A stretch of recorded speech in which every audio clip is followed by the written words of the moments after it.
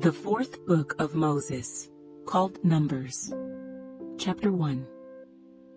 Now the Lord spoke to Moses in the wilderness of Sinai, in the tabernacle of meeting, on the first day of the second month, in the second year after they had come out of the land of Egypt, saying, Take a census of all the congregation of the children of Israel, by their families, by their fathers' houses, according to the number of names, every male individually, from 20 years old and above, all who are able to go to war in Israel. You and Aaron shall number them by their armies, and with you there shall be a man from every tribe, each one the head of his father's house. These are the names of the men who shall stand with you. From Reuben, Elizur, the son of Shedeur. From Simeon, Shelumiel, the son of Zurishaddai. From Judah, Nahshon, the son of Amminadab. From Issachar, Nathanael, the son of Zuar. From Zebulun, Eliab, the son of Helon. From the sons of Joseph, from Ephraim, Elishama, the son of Ammihud. From Manasseh, Gamaliel, the son of Pedahzur. From Benjamin, Abidan, the son of Gideoni. From Dan, Ahiezer, the son of Ammishaddai. From Asher, Pagiel, the son of Ochran. From Gad, Eliasaph, the son of Duel. From Naphtali, Ahira, the son of Enan. These were chosen from the congregation, leaders of their fathers' tribes, heads of the divisions in Israel. Then Moses and Aaron took these men who had been mentioned by name, and they assembled all the congregation together on the first day of the second month, and they recited their ancestry by families, by their fathers' houses, according to the number of names, from 20 years old and above, each one individually. As the Lord commanded Moses, so he numbered them in the wilderness of Sinai.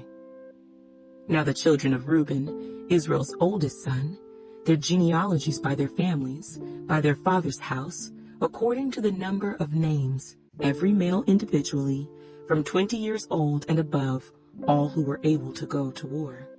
Those who were numbered of the tribe of Reuben were 46,500. From the children of Simeon, their genealogies by their families, by their father's house, of those who were numbered, according to the number of names, every male individually, from 20 years old and above, all who were able to go to war. Those who were numbered of the tribe of Simeon were 59,300. From the children of Gad, their genealogies by their families, by their father's house, according to the number of names, from 20 years old and above, all who were able to go to war. Those who were numbered of the tribe of Gad were 45,650. From the children of Judah, their genealogies by their families, by their father's house, according to the number of names, from 20 years old and above, all who were able to go to war. Those who were numbered of the tribe of Judah were 74,600. From the children of Issachar, their genealogies by their families, by their father's house, according to the number of names, from 20 years old and above, all who were able to go to war. Those who were numbered of the tribe of Issachar were 54,400. From the children of Zebulun, their genealogies by their families, by their father's house, according to the number of names, from 20 years old and above, all who were able to go to war. Those who were numbered of the tribe of Zebulun were 57,400. From the sons of Joseph, the children of Ephraim, their genealogies by their families, by their father's house, according to the number of names, from 20 years old and above, all who were able to go to war. Those who were numbered of the tribe of Ephraim were 40,500. From the children of Manasseh, their genealogies by their families, by their father's house, according to the number of names, from 20 years old and above, all who were able to go to war.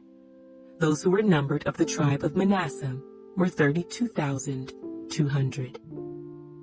From the children of Benjamin, their genealogies by their families, by their father's house, according to the number of names, from 20 years old and above, all who were able to go to war. Those who were numbered of the tribe of Benjamin were 35,400.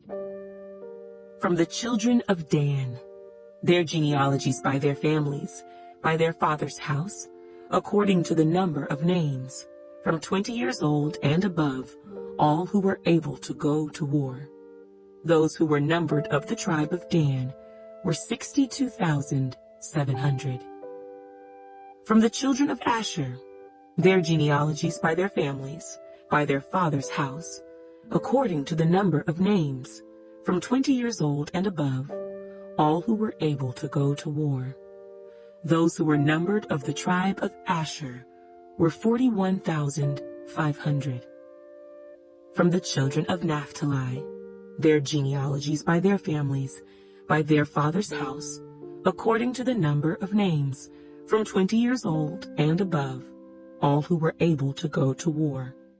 Those who were numbered of the tribe of Naphtali were 53,400. These are the ones who were numbered, who Moses and Aaron numbered, with the leaders of Israel, 12 men, each one representing his father's house. So all who were numbered of the children of Israel, by their father's houses, from 20 years old and above, all who were able to go to war in Israel, all who were numbered were 603,550. But the Levites were not numbered among them by their father's tribe, for the Lord had spoken to Moses, saying, Only the tribe of Levi you shall not number, nor take a census of them among the children of Israel. But you shall appoint the Levites over the tabernacle of the testimony, over all its furnishings, and over all things that belong to it. They shall carry the tabernacle and all its furnishings. They shall attend to it and camp around the tabernacle. And when the tabernacle is to go forward, the Levites shall take it down. And when the tabernacle is to be set up, the Levites shall set it up. The outsider who comes near shall be put to death. The children of Israel shall pitch their tents, everyone by his own camp, everyone by his own standard, according to their armies. But the Levites shall camp around the tabernacle of the testimony, that there may be no wrath on the congregation of the children of Israel. And the Levites shall keep charge of the tabernacle of the testimony. Thus the children of Israel did, according to all that the Lord commanded Moses, so they did. Numbers, chapter 2. And the Lord spoke to Moses and Aaron, saying, Every one of the children of Israel shall camp by his own standard, beside the emblems of his father's house. They shall camp some distance from the tabernacle of meeting, on the east side toward the rising of the sun. Those of the standard of the forces with Judah shall camp according to their armies. And Nahshon, the son of Amminadab, shall be the leader of the children of Judah. And his army was numbered at 74,600. Those who camp next to him shall be the tribe of Issachar. And Nathanael, the son of Zuar, shall be the leader of the children of Issachar. And his army was numbered at 54,400. Then comes the tribe of Zebulun, and Eliab, the son of Helon, shall be the leader of the children of Zebulun. And his army was numbered at 57,400. All who were numbered according to their armies of the forces with Judah, 186,400. These shall break camp first. On the south side shall be the standard of the forces with Reuben, according to their armies.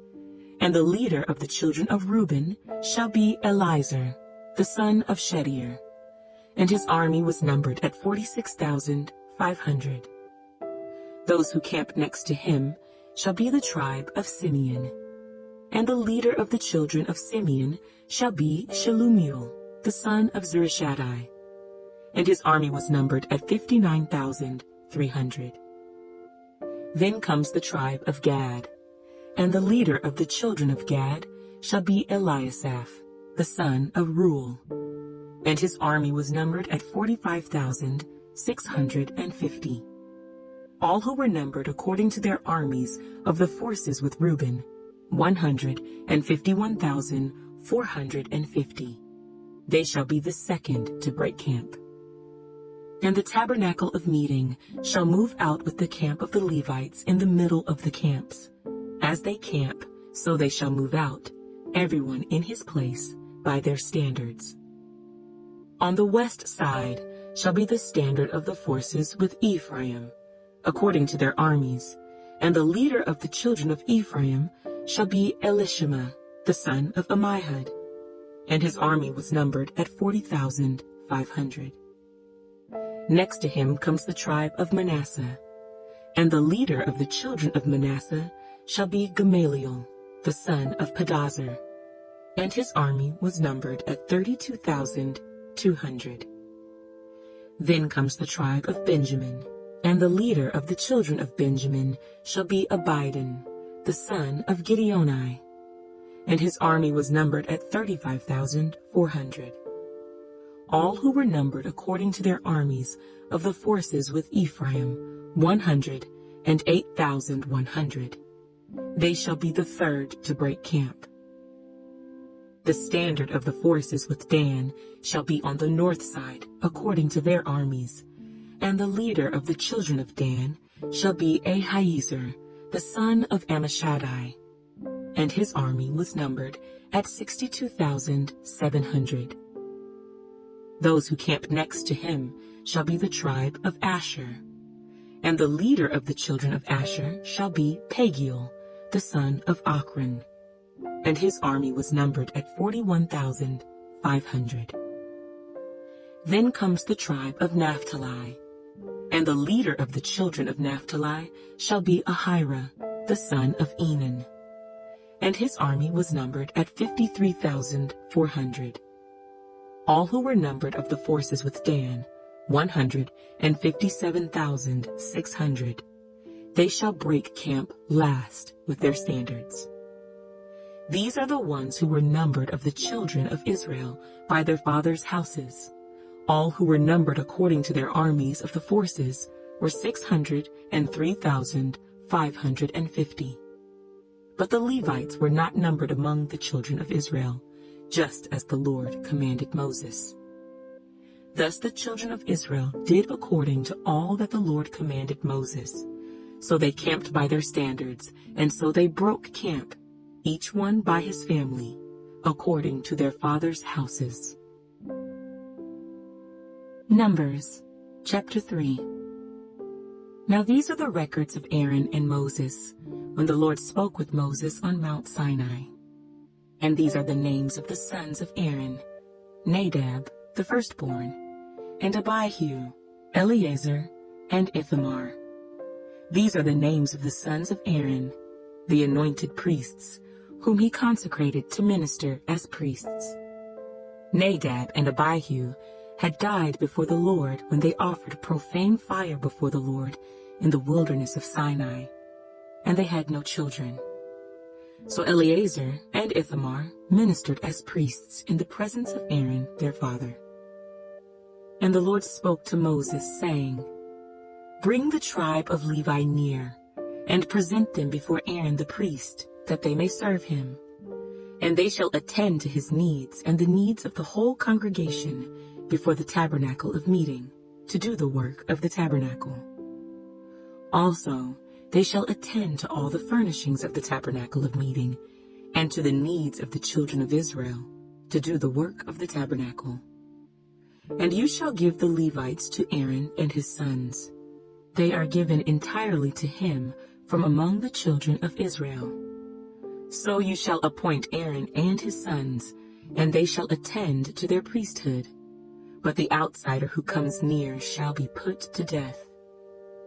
Then the Lord spoke to Moses, saying, Now behold, I myself have taken the Levites from among the children of Israel, instead of every firstborn who opens the womb among the children of Israel. Therefore the Levites shall be mine, because all the firstborn are mine.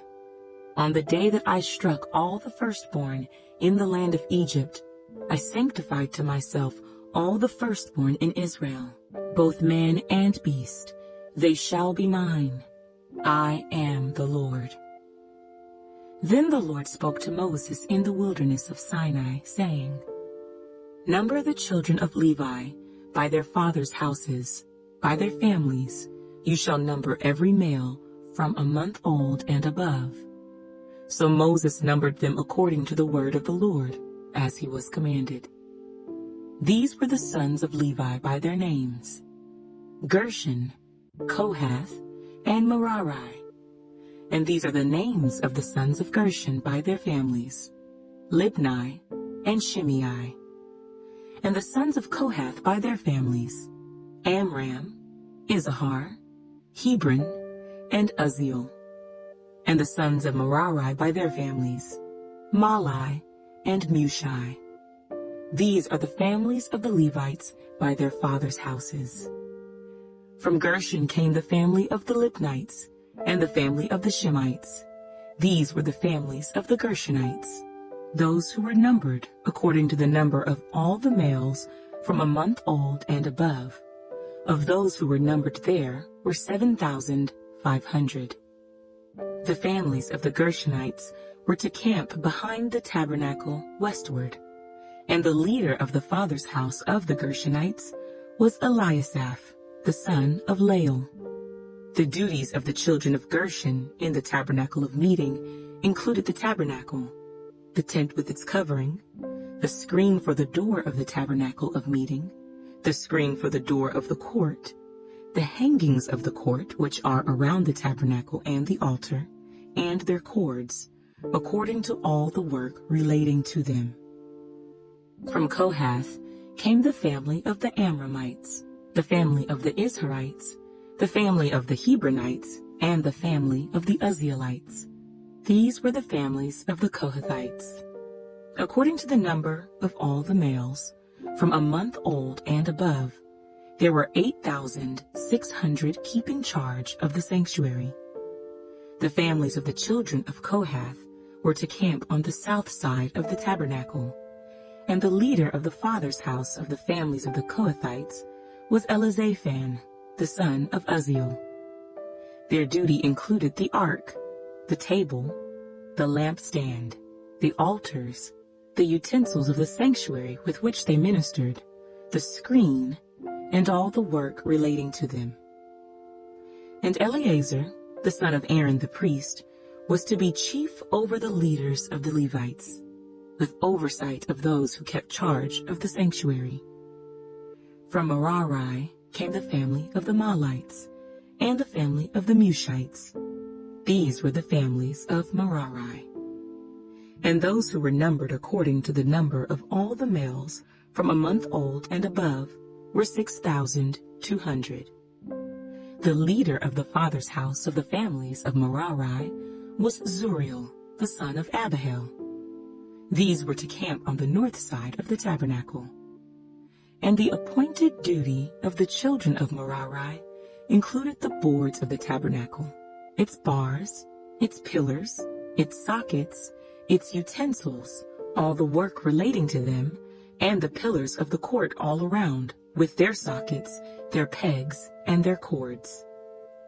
Moreover, those who were to camp before the tabernacle on the east, before the tabernacle of meeting, were Moses, Aaron, and his sons, keeping charge of the sanctuary, to meet the needs of the children of Israel. But the outsider who came near was to be put to death. All who were numbered of the Levites, whom Moses and Aaron numbered at the commandment of the Lord, by their families, all the males from a month old and above, were 22,000. Then the Lord said to Moses, "Number all the firstborn males of the children of Israel from a month old and above, and take the number of their names. And you shall take the Levites for me. I am the Lord.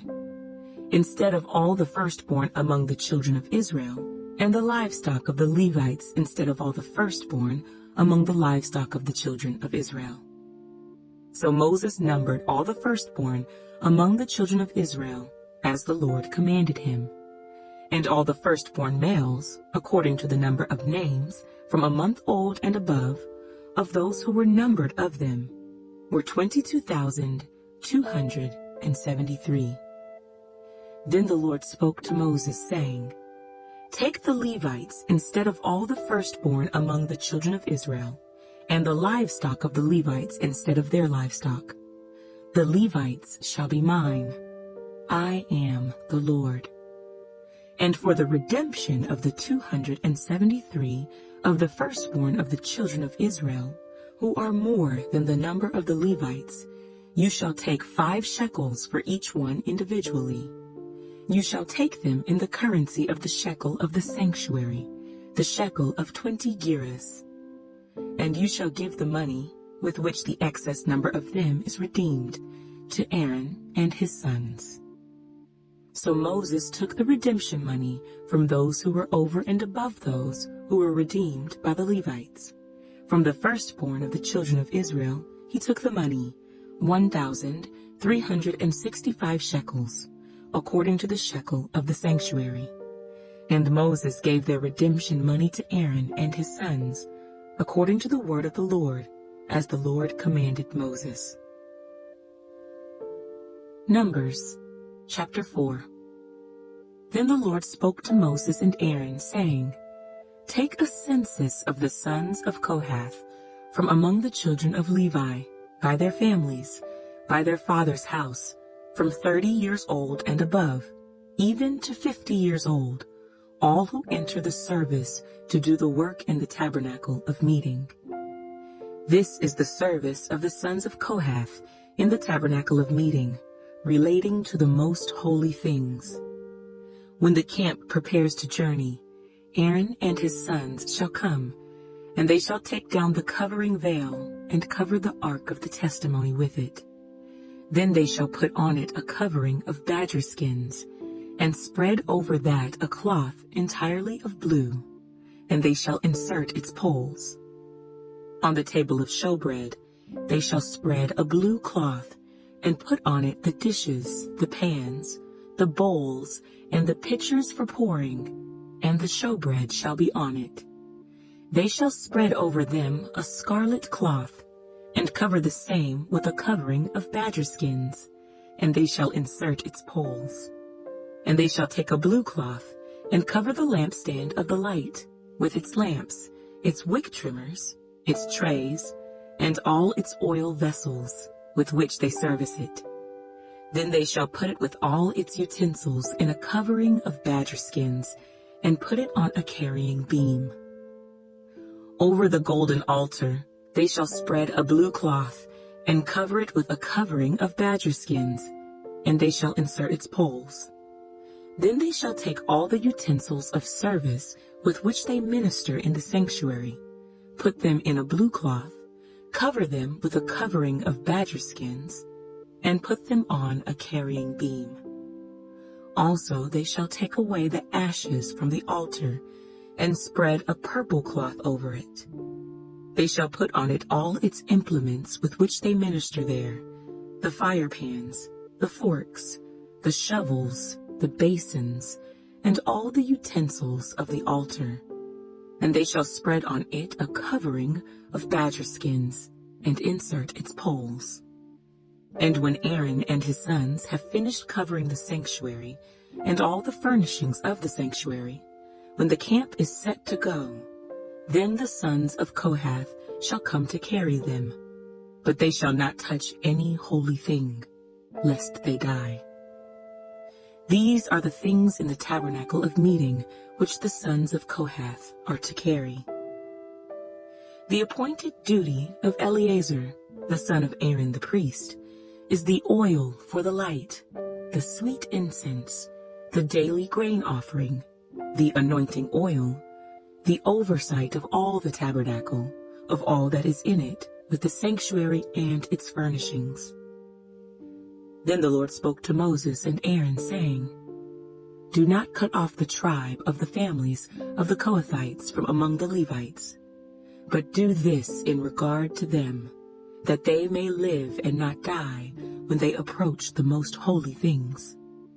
Aaron and his sons shall go in and appoint each of them to his service and his task, but they shall not go in to watch while the holy things are being covered, lest they die.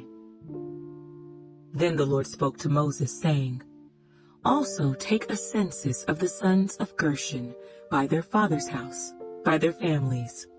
From 30 years old and above, even to 50 years old, you shall number them, all who enter to perform the service, to do the work in the tabernacle of meeting. This is the service of the families of the Gershonites, in serving and carrying. They shall carry the curtains of the tabernacle and the tabernacle of meeting with its covering, the covering of badger skins that is on it, the screen for the door of the tabernacle of meeting, the screen for the door of the gate of the court, the hangings of the court which are around the tabernacle and altar, and their cords, all the furnishings for their service, and all that is made for these things, so shall they serve. Aaron and his sons shall assign all the service of the sons of the Gershonites, all their tasks, and all their service. And you shall appoint to them all their tasks as their duty. This is the service of the families of the sons of Gershon in the tabernacle of meeting, and their duties shall be under the authority of Ithamar, the son of Aaron the priest. As for the sons of Merari, you shall number them by their families and by their father's house. From 30 years old and above, even to 50 years old, you shall number them, every one who enters the service to do the work of the tabernacle of meeting. And this is what they must carry as all their service for the tabernacle of meeting: the boards of the tabernacle, its bars, its pillars, its sockets, and the pillars around the court with their sockets, pegs, and cords, with all their furnishings and all their service. And you shall assign to each man by name the items he must carry. This is the service of the families of the sons of Merari, as all their service for the tabernacle of meeting, under the authority of Ithamar, the son of Aaron the priest. And Moses, Aaron, and the leaders of the congregation numbered the sons of the Kohathites by their families and by their father's house, from 30 years old and above, even to 50 years old, everyone who entered the service for work in the tabernacle of meeting. And those who were numbered by their families were 2,750. These were the ones who were numbered of the families of the Kohathites, all who might serve in the tabernacle of meeting, whom Moses and Aaron numbered according to the commandment of the Lord by the hand of Moses. And those who were numbered of the sons of Gershon, by their families and by their father's house, from 30 years old and above, even to 50 years old, everyone who entered the service for work in the tabernacle of meeting. Those who were numbered by their families, by their father's house, were 2,630. These are the ones who were numbered of the families of the sons of Gershon, of all who might serve in the tabernacle of meeting, whom Moses and Aaron numbered according to the commandment of the Lord. Those of the families of the sons of Merari, who were numbered by their families, by their father's house, from 30 years old and above, even to 50 years old, everyone who entered the service for work in the tabernacle of meeting. Those who were numbered by their families were 3,200. These are the ones who were numbered of the families of the sons of Merari, whom Moses and Aaron numbered according to the word of the Lord by the hand of Moses. All who were numbered of the Levites, whom Moses, Aaron, and the leaders of Israel numbered, by their families and by their fathers' houses, from 30 years old and above, even to 50 years old, everyone who came to do the work of service and the work of bearing burdens in the tabernacle of meeting. Those who were numbered were 8,580. According to the commandment of the Lord, they were numbered by the hand of Moses, each according to his service and according to his task. Thus were they numbered by him, as the Lord commanded Moses. Numbers, chapter 5. And the Lord spoke to Moses, saying, Command the children of Israel that they put out of the camp every leper, everyone who has a discharge, and whoever becomes defiled by a corpse. You shall put out both male and female. You shall put them outside the camp, that they may not defile their camps, in the midst of which I dwell. And the children of Israel did so, and put them outside the camp. As the Lord spoke to Moses, so the children of Israel did. Then the Lord spoke to Moses, saying, Speak to the children of Israel.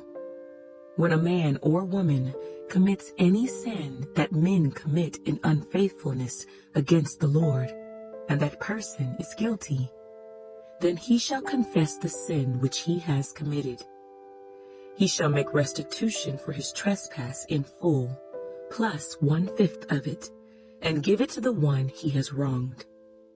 But if the man has no relative to whom restitution may be made for the wrong, the restitution for the wrong must go to the Lord for the priest, in addition to the ram of the atonement with which atonement is made for him. Every offering of all the holy things of the children of Israel, which they bring to the priest, shall be his. And every man's holy things shall be his. Whatever any man gives the priest shall be his.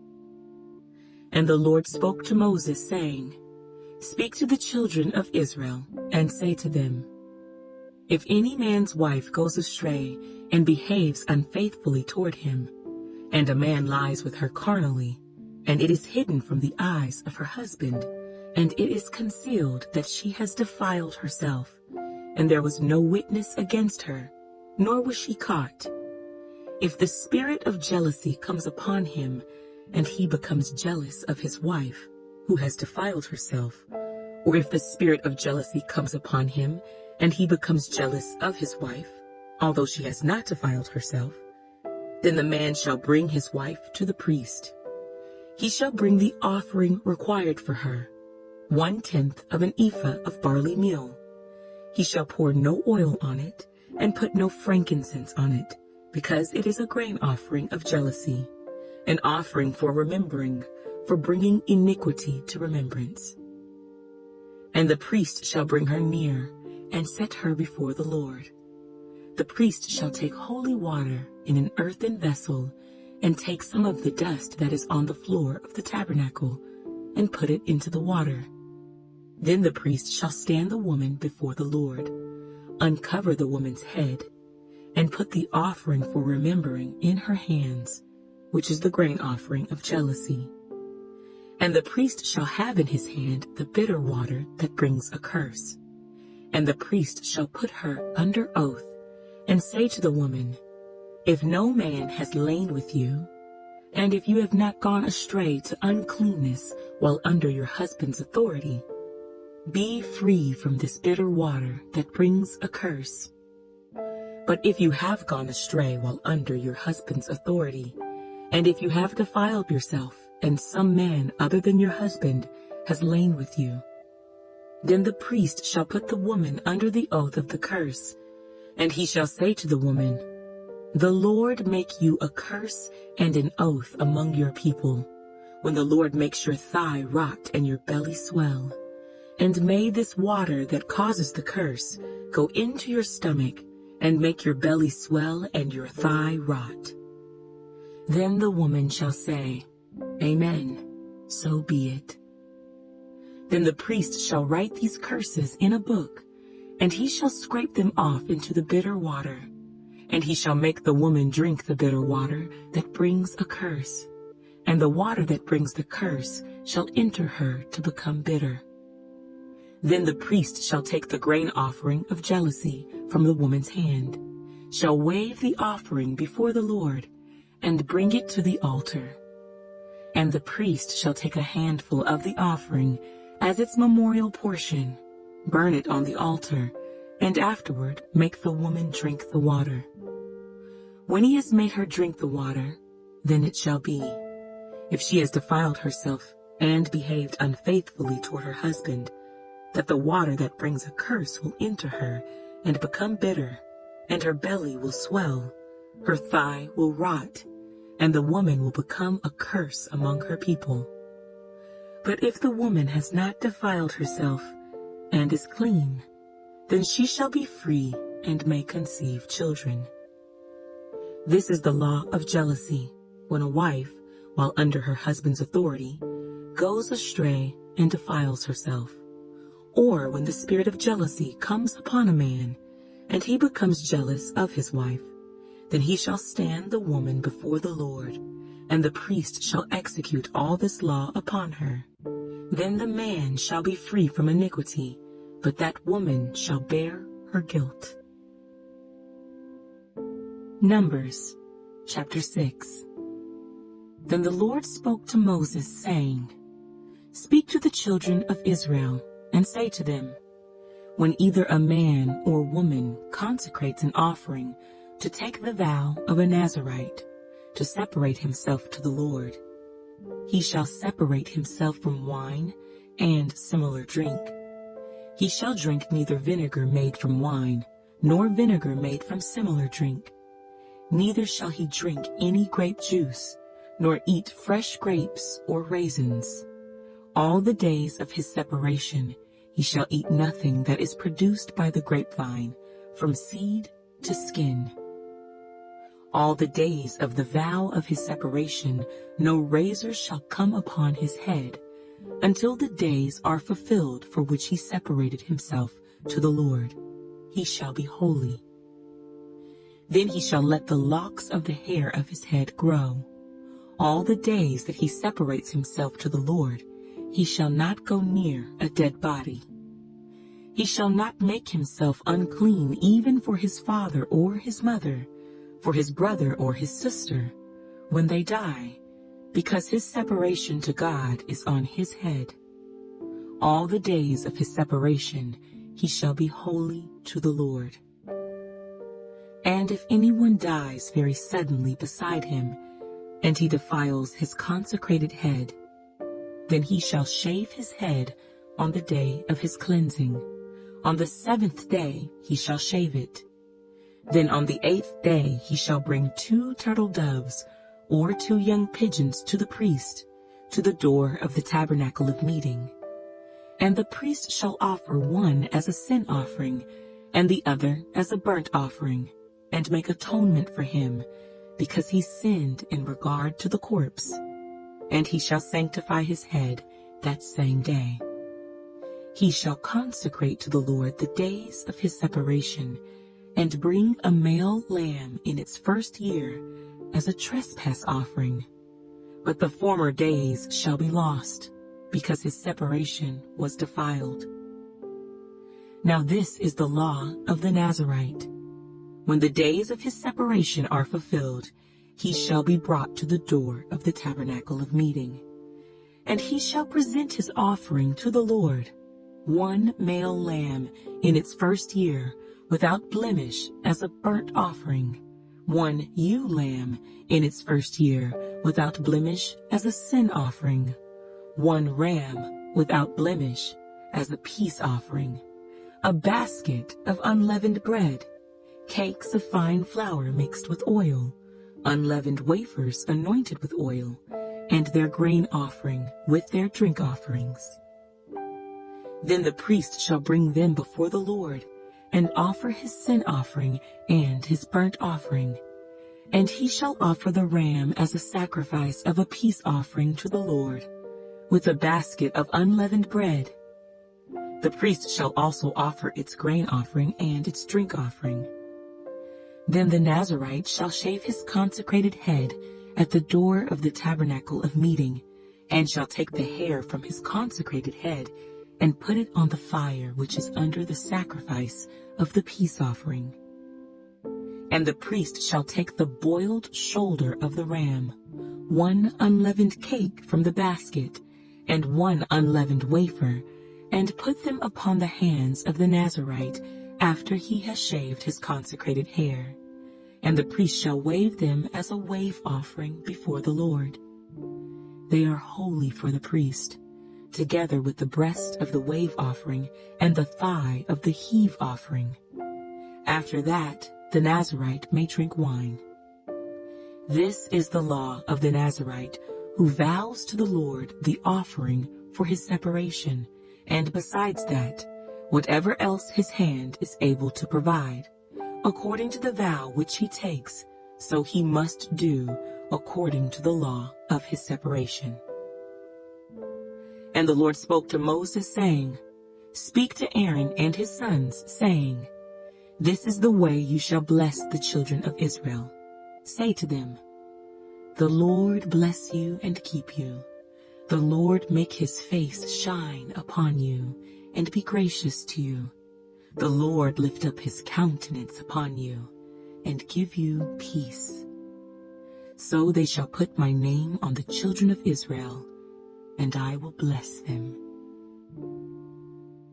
Numbers chapter 7. Now it came to pass, when Moses had finished setting up the tabernacle, that he anointed it and consecrated it in all its furnishings, and the altar and all its utensils.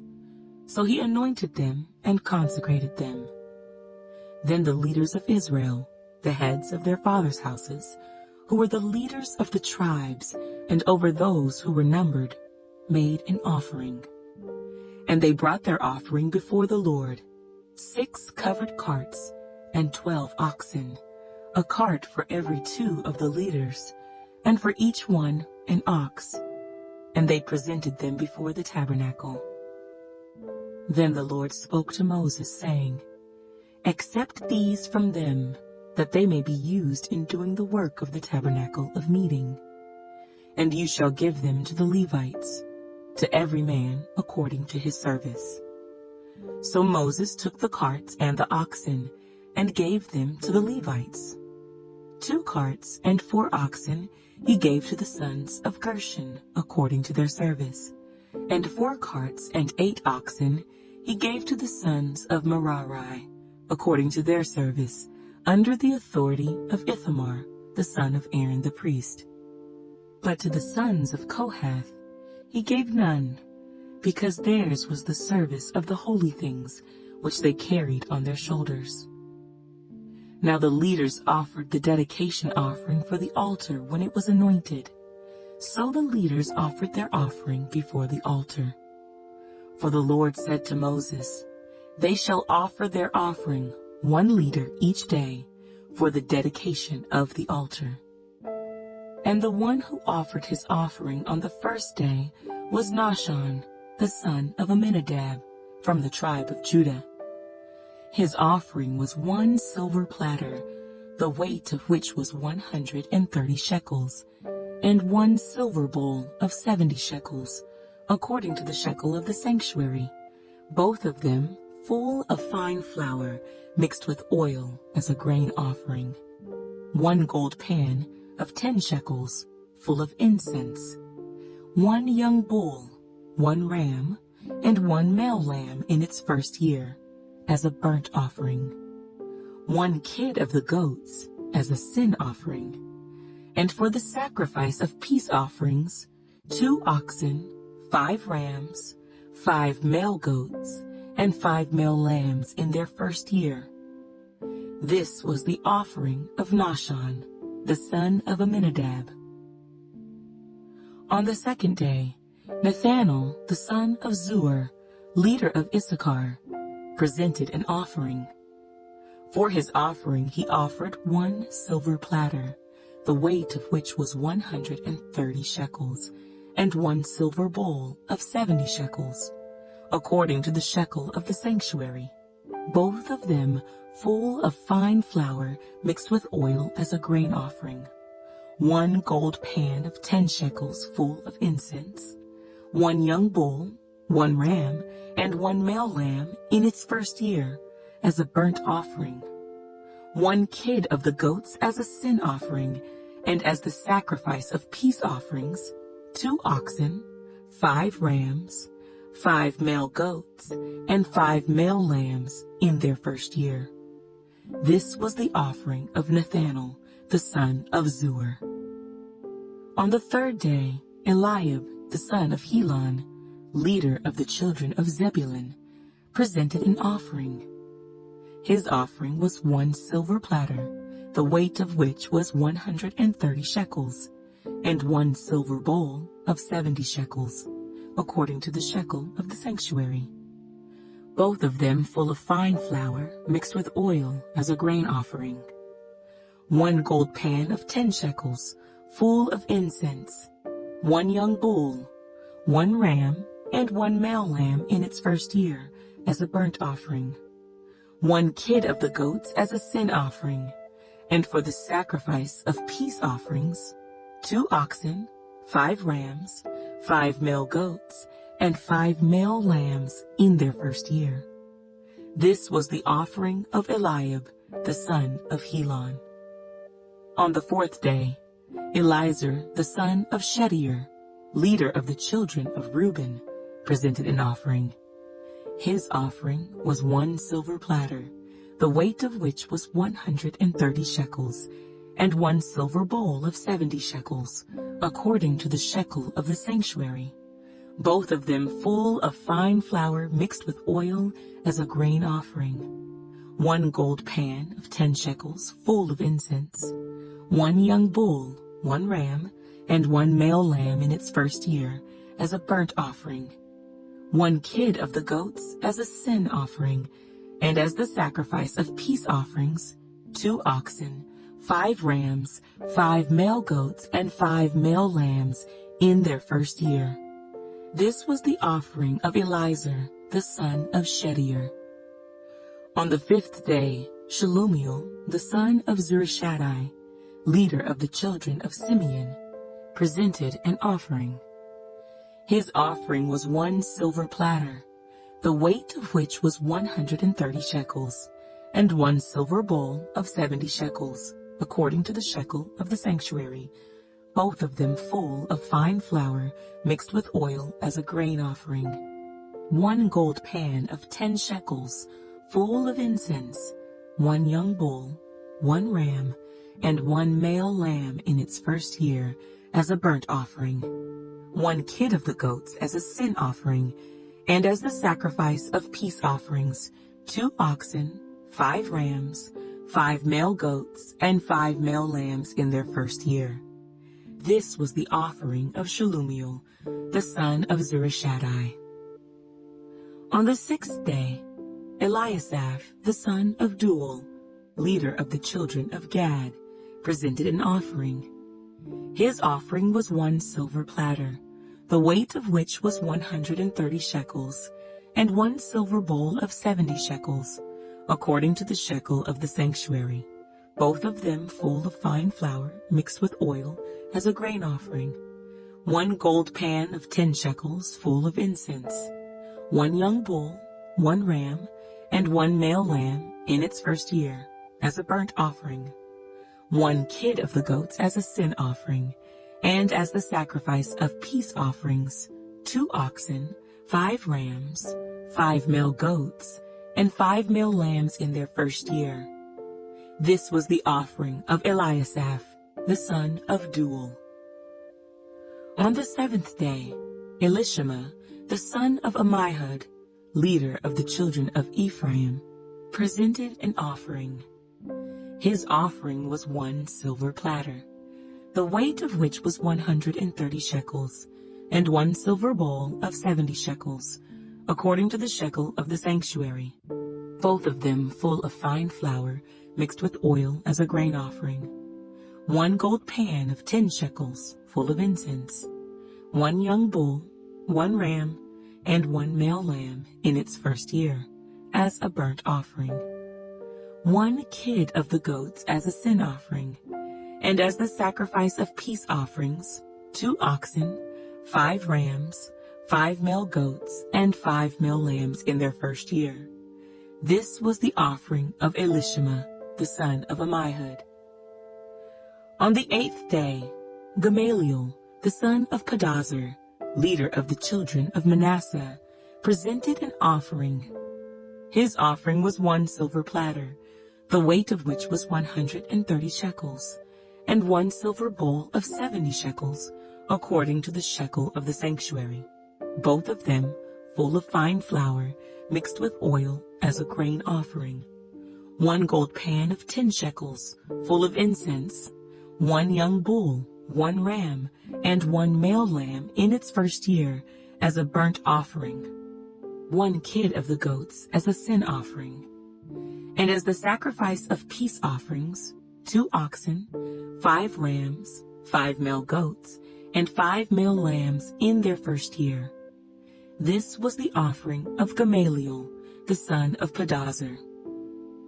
On the 9th day, Abidan, the son of Gideoni, leader of the children of Benjamin, presented an offering. His offering was 1 silver platter, the weight of which was 130 shekels, and 1 silver bowl of 70 shekels, according to the shekel of the sanctuary, both of them full of fine flour mixed with oil as a grain offering, 1 gold pan of 10 shekels, full of incense, 1 young bull, 1 ram, and 1 male lamb in its first year as a burnt offering, 1 kid of the goats as a sin offering, and as the sacrifice of peace offerings, 2 oxen, 5 rams, 5 male goats, and 5 male lambs in their first year. This was the offering of Abidan, the son of Gideoni. On the 10th day, Ahiezer, the son of Ammishaddai, leader of the children of Dan, presented an offering. His offering was 1 silver platter, the weight of which was 130 shekels, and 1 silver bowl of 70 shekels, according to the shekel of the sanctuary, both of them full of fine flour mixed with oil as a grain offering, 1 gold pan of 10 shekels, full of incense, 1 young bull, 1 ram, and 1 male lamb in its first year as a burnt offering, 1 kid of the goats as a sin offering, and as the sacrifice of peace offerings, 2 oxen, 5 rams, 5 male goats, and 5 male lambs in their first year. This was the offering of Ahiezer, the son of Ammishaddai. On the 11th day, Pagiel, the son of Ochran, leader of the children of Asher, presented an offering. His offering was 1 silver platter, the weight of which was 130 shekels, and 1 silver bowl of 70 shekels, according to the shekel of the sanctuary, both of them full of fine flour mixed with oil as a grain offering, 1 gold pan of 10 shekels, full of incense, 1 young bull, 1 ram, and 1 male lamb in its first year as a burnt offering, 1 kid of the goats as a sin offering, and as the sacrifice of peace offerings, 2 oxen, 5 rams, 5 male goats, and 5 male lambs in their first year. This was the offering of Pagiel, the son of Ochran. On the 12th day, Ahira, the son of Enan, leader of the children of Naphtali, presented an offering. His offering was 1 silver platter, the weight of which was 130 shekels, and 1 silver bowl of 70 shekels, according to the shekel of the sanctuary, both of them full of fine flour mixed with oil as a grain offering, 1 gold pan of 10 shekels, full of incense, 1 young bull, 1 ram, and 1 male lamb in its first year, as a burnt offering, 1 kid of the goats as a sin offering, and as the sacrifice of peace offerings, 2 oxen, 5 rams, 5 male goats, and 5 male lambs in their first year. This was the offering of Ahira, the son of Enan. This was the dedication offering for the altar from the leaders of Israel when it was anointed: 12 silver platters, 12 silver bowls and 12 gold pans. Each silver platter weighed 130 shekels, and each bowl 70 shekels. All the silver of the vessels weighed 2,400 shekels, according to the shekel of the sanctuary. The 12 gold pans full of incense weighed 10 shekels apiece, according to the shekel of the sanctuary. All the gold of the pans weighed 120 shekels. All the oxen for the burnt offering were 12 young bulls, the rams 12, the male lambs in their first year 12, with their grain offering, and the kids of the goats as a sin offering 12. And all the oxen for the sacrifice of peace offerings were 24 bulls, the rams 60, the male goats 60, and the lambs in their first year 60. This was the dedication offering for the altar after it was anointed. Now when Moses went into the tabernacle of meeting to speak with him, he heard the voice of one speaking to him from above the mercy seat that was on the ark of the testimony, from between the two cherubim. Thus he spoke to him. Numbers chapter 8. And the Lord spoke to Moses, saying, Speak to Aaron and say to him, When you arrange the lamps, the 7 lamps shall give light in front of the lampstand. And Aaron did so. He arranged the lamps to face toward the front of the lampstand, as the Lord commanded Moses. Now this workmanship of the lampstand was hammered gold. From its shaft to its flowers it was hammered work, according to the pattern which the Lord had shown Moses. So he made the lampstand.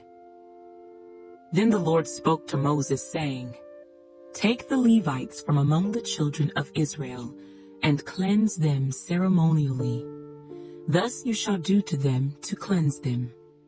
Sprinkle water of purification on them, and let them shave all their body, and let them wash their clothes, and so make themselves clean.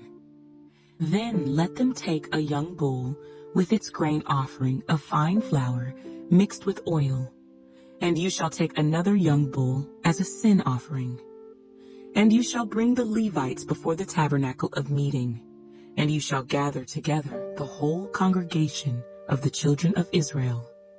So you shall bring the Levites before the Lord, and the children of Israel shall lay their hands on the Levites. And Aaron shall offer the Levites before the Lord like a wave offering from the children of Israel, that they may perform the work of the Lord.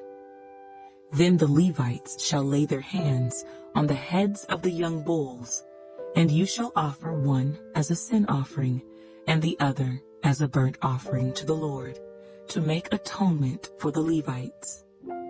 And you shall stand the Levites before Aaron and his sons, and then offer them like a wave offering to the Lord. Thus you shall separate the Levites from among the children of Israel, and the Levites shall be mine. After that, the Levites shall go into service the tabernacle of meeting. So you shall cleanse them and offer them like a wave offering, for they are wholly given to me from among the children of Israel. I have taken them for myself instead of all who open the womb, the firstborn of all the children of Israel. For all the firstborn among the children of Israel are mine, both man and beast. On the day that I struck all the firstborn in the land of Egypt, I sanctified them to myself. I have taken the Levites instead of all the firstborn of the children of Israel. And I have given the Levites as a gift to Aaron and his sons from among the children of Israel, to do the work for the children of Israel in the tabernacle of meeting, and to make atonement for the children of Israel, that there be no plague among the children of Israel when the children of Israel come near the sanctuary. Thus Moses and Aaron and all the congregation of the children of Israel did to the Levites, according to all that the Lord commanded Moses concerning the Levites, so the children of Israel did to them. And the Levites purified themselves and washed their clothes. Then Aaron presented them like a wave offering before the Lord, and Aaron made atonement for them to cleanse them. After that, the Levites went in to do their work in the tabernacle of meeting before Aaron and his sons, as the Lord commanded Moses concerning the Levites, so they did to them. Then the Lord spoke to Moses, saying, "This is what pertains to the Levites. From 25 years old and above, one may enter to perform service in the work of the tabernacle of meeting, and at the age of 50 years they must cease performing this work, and shall work no more. They may minister with their brethren in the tabernacle of meeting, to attend to needs, but they themselves shall do no work. Thus you shall do to the Levites regarding their duties." Numbers chapter 9. Now the Lord spoke to Moses in the wilderness of Sinai, in the first month of the 2nd year after they had come out of the land of Egypt, saying, "Let the children of Israel keep the Passover at its appointed time. On the 14th day of this month, at twilight, you shall keep it at its appointed time. According to all its rites and ceremonies you shall keep it." So Moses told the children of Israel that they should keep the Passover. And they kept the Passover on the 14th day of the first month, at twilight, in the wilderness of Sinai, according to all that the Lord commanded Moses. So the children of Israel did. Now there were certain men who were defiled by a human corpse, so that they could not keep the Passover on that day. And they came before Moses and Aaron that day. And those men said to him, "We became defiled by a human corpse. Why are we kept from presenting the offering of the Lord at its appointed time among the children of Israel?" And Moses said to them, "Stand still, that I may hear what the Lord will command concerning you." Then the Lord spoke to Moses, saying, "Speak to the children of Israel, saying, if any one of you or your posterity is unclean because of a corpse, or is far away on a journey, he may still keep the Lord's Passover. On the 14th day of the 2nd month at twilight they may keep it. They shall eat it with unleavened bread and bitter herbs. They shall leave none of it until morning, nor break one of its bones. According to all the ordinances of the Passover they shall keep it. But the man who is clean and is not on a journey, and ceases to keep the Passover, that same person shall be cut off from among his people, because he did not bring the offering of the Lord at its appointed time. That man shall bear his sin. And if a stranger dwells among you, and would keep the Lord's Passover, he must do so according to the rite of the Passover and according to its ceremony. You shall have one ordinance, both for the stranger and the native of the land. Now on the day that the tabernacle was raised up, the cloud covered the tabernacle, the tent of the testimony. From evening until morning it was above the tabernacle, like the appearance of fire. So it was always. The cloud covered it by day, and the appearance of fire by night. Whenever the cloud was taken up from above the tabernacle, after that the children of Israel would journey. And in the place where the cloud settled, there the children of Israel would pitch their tents. At the command of the Lord the children of Israel would journey, and at the command of the Lord they would camp.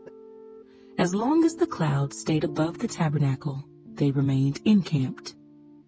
Even when the cloud continued long, many days above the tabernacle, the children of Israel kept the charge of the Lord and did not journey. So it was, when the cloud was above the tabernacle a few days, according to the command of the Lord, they would remain encamped, and according to the command of the Lord, they would journey. So it was, when the cloud remained only from evening until morning, when the cloud was taken up in the morning, Then they would journey, whether by day or by night. Whenever the cloud was taken up, they would journey. Whether it was 2 days, a month, or a year that the cloud remained above the tabernacle, the children of Israel would remain encamped and not journey. But when it was taken up, they would journey. At the command of the Lord, they remained encamped, and at the command of the Lord, they journeyed. They kept the charge of the Lord, at the command of the Lord, by the hand of Moses. Numbers, chapter 10. And the Lord spoke to Moses, saying, Make 2 silver trumpets for yourself. You shall make them of hammered work. You shall use them for calling the congregation and for directing the movement of the camps. When they blow both of them, all the congregation shall gather before you at the door of the tabernacle of meeting. But if they blow only one, then the leaders, the heads of the divisions of Israel, shall gather to you. When you sound the advance, the camps that lie on the east side shall then begin their journey. When you sound the advance the second time, then the camps that lie on the south side shall begin their journey. They shall sound the call for them to begin their journeys. And when the assembly is to be gathered together, you shall blow, but not sound the advance. The sons of Aaron, the priests, shall blow the trumpets, and these shall be to you as an ordinance forever throughout your generations. When you go to war in your land against the enemy who oppresses you, then you shall sound an alarm with the trumpets, and you will be remembered before the Lord your God, and you will be saved from your enemies. Also in the day of your gladness, in your appointed feasts, and at the beginning of your months, you shall blow the trumpets over your burnt offerings and over the sacrifices of your peace offerings, and they shall be a memorial for you before your God. I am the Lord your God. Now it came to pass on the 20th day of the 2nd month, in the 2nd year, that the cloud was taken up from above the tabernacle of the testimony. And the children of Israel set out from the wilderness of Sinai on their journeys. Then the cloud settled down in the wilderness of Paran. So they started out for the first time, according to the command of the Lord, by the hand of Moses. The standard of the camp of the children of Judah set out first according to their armies. Over their army was Nahshon, the son of Amminadab. Over the army of the tribe of the children of Issachar was Nathanael, the son of Zuar. And over the army of the tribe of the children of Zebulun was Eliab, the son of Helon. Then the tabernacle was taken down, and the sons of Gershon and the sons of Merari set out, carrying the tabernacle. And the standard of the camp of Reuben set out according to their armies. Over their army was Elizur, the son of Shedeur. Over the army of the tribe of the children of Simeon was Shelumiel, the son of Zurishaddai. And over the army of the tribe of the children of Gad was Eliasaph, the son of Duel. Then the Kohathites set out, carrying the holy things. The tabernacle would be prepared for their arrival. And the standard of the camp of the children of Ephraim set out according to their armies. Over their army was Elishama, the son of Ammihud. Over the army of the tribe of the children of Manasseh was Gamaliel, the son of Pedazur. And over the army of the tribe of the children of Benjamin was Abidan, the son of Gideoni. Then the standard of the camp of the children of Dan, the rear guard of all the camps, set out according to their armies. Over their army was Ahiezer, the son of Ammishaddai. Over the army of the tribe of the children of Asher was Pagiel, the son of Ochran. And over the army of the tribe of the children of Naphtali was Ahira, the son of Enan. Thus was the order of march of the children of Israel, according to their armies, when they began their journey. Now Moses said to Hobab, the son of Reuel the Midianite, Moses' father-in-law, "We are setting out for the place of which the Lord said, 'I will give it to you.' Come with us, and we will treat you well, for the Lord has promised good things to Israel." And he said to him, "I will not go, but I will depart to my own land and to my relatives." So Moses said, "Please do not leave, inasmuch as you know how we are to camp in the wilderness, and you can be our eyes. And it shall be, if you go with us, indeed it shall be, that whatever good the Lord will do to us, the same we will do to you." So they departed from the mountain of the Lord on a journey of 3 days, and the ark of the covenant of the Lord went before them for the 3 days' journey, to search out a resting place for them. And the cloud of the Lord was above them by day when they went out from the camp. So it was, whenever the ark set out, that Moses said, "Rise up, O Lord, let your enemies be scattered, and let those who hate you flee before you." And when it rested, he said, "Return, O Lord, to the many thousands of Israel." Numbers, chapter 11. Now when the people complained, it displeased the Lord, for the Lord heard it, and his anger was aroused. So the fire of the Lord burned among them, and consumed some in the outskirts of the camp. Then the people cried out to Moses, and when Moses prayed to the Lord, the fire was quenched. So he called the name of the place Taberah, because the fire of the Lord had burned among them. Now the mixed multitude who were among them yielded to intense craving. So the children of Israel also wept again and said, "Who will give us meat to eat? We remember the fish which we ate freely in Egypt, the cucumbers, the melons, the leeks, the onions, and the garlic. But now our whole being is dried up. There is nothing at all except this manna before our eyes." Now the manna was like coriander seed, and its color like the color of bdellium. The people went about and gathered it, ground it on millstones or beat it in the mortar, cooked it in pans, and made cakes of it, and its taste was like the taste of pastry prepared with oil. And when the dew fell on the camp in the night, the manna fell on it. Then Moses heard the people weeping throughout their families, everyone at the door of his tent, and the anger of the Lord was greatly aroused. Moses also was displeased. So Moses said to the Lord, "Why have you afflicted your servant? And why have I not found favor in your sight, that you have laid the burden of all these people on me? Did I conceive all these people? Did I beget them, that you should say to me, 'Carry them in your bosom as a guardian carries a nursing child, to the land which you swore to their fathers'?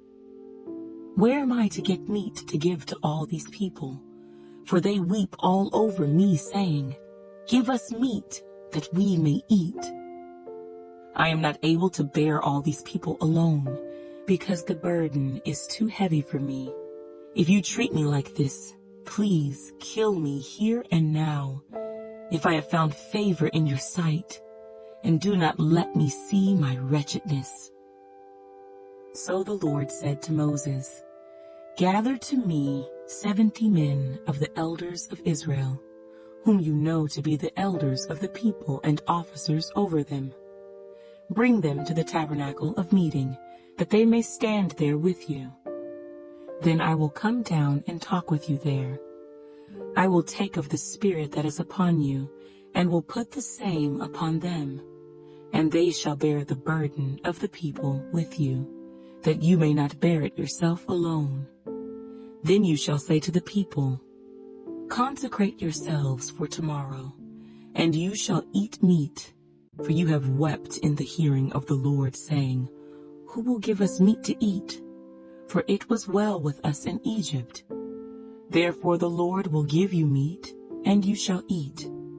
You shall eat not 1 day, nor 2 days, nor 5 days, nor 10 days, nor 20 days, but for a whole month, until it comes out of your nostrils and becomes loathsome to you, because you have despised the Lord who is among you, and have wept before him, saying, Why did we ever come up out of Egypt? And Moses said, The people whom I am among are 600,000 men on foot. Yet you have said, I will give them meat, that they may eat for a whole month. Shall flocks and herds be slaughtered for them, to provide enough for them? Or shall all the fish of the sea be gathered together for them, to provide enough for them? And the Lord said to Moses, Has the Lord's arm been shortened? Now you shall see whether what I say will happen to you or not. So Moses went out and told the people the words of the Lord. And he gathered the 70 men of the elders of the people, and placed them around the tabernacle. Then the Lord came down in the cloud, and spoke to him, and took of the Spirit that was upon him, and placed the same upon the 70 elders. And it happened, when the Spirit rested upon them, that they prophesied, although they never did so again. But 2 men had remained in the camp. The name of one was Eldad, and the name of the other Medad. And the Spirit rested upon them. Now they were among those listed, but who had not gone out to the tabernacle. Yet they prophesied in the camp. And a young man ran and told Moses, and said, Eldad and Medad are prophesying in the camp. So Joshua, the son of Nun, Moses' assistant, one of his choice men, answered and said, Moses, my lord, forbid them. Then Moses said to him, Are you zealous for my sake? Oh, that all the Lord's people were prophets, and that the Lord would put his Spirit upon them. And Moses returned to the camp, he and the elders of Israel.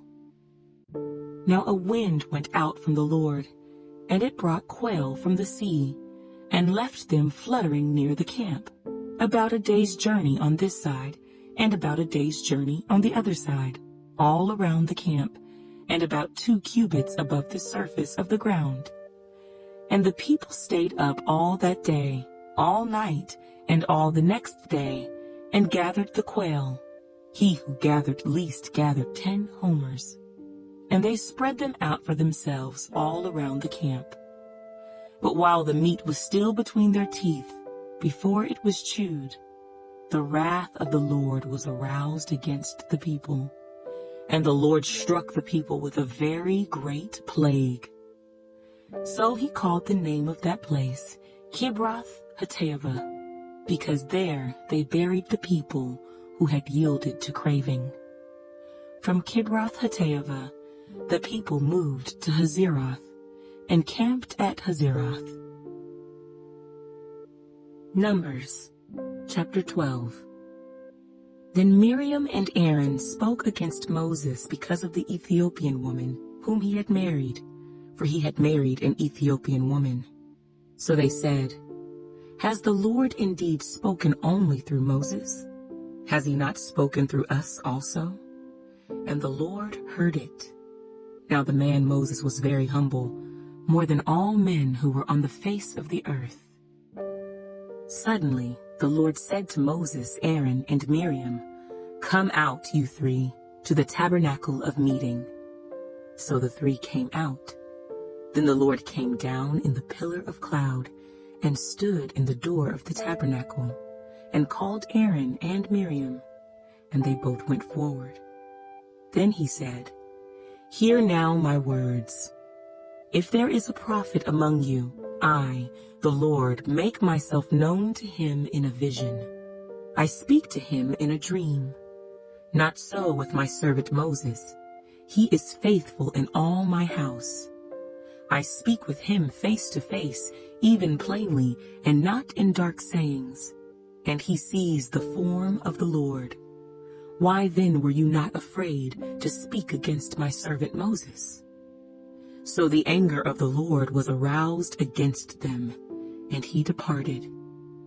And when the cloud departed from above the tabernacle, suddenly Miriam became leprous, as white as snow. Then Aaron turned toward Miriam, and there she was, a leper.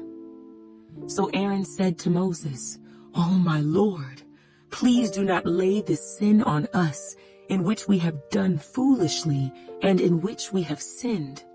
Please do not let her be as one dead, whose flesh is half consumed when he comes out of his mother's womb."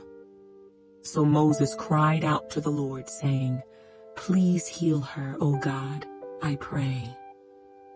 Then the Lord said to Moses, "If her father had but spit in her face, would she not be shamed 7 days? Let her be shut out of the camp 7 days, and afterward she may be received again."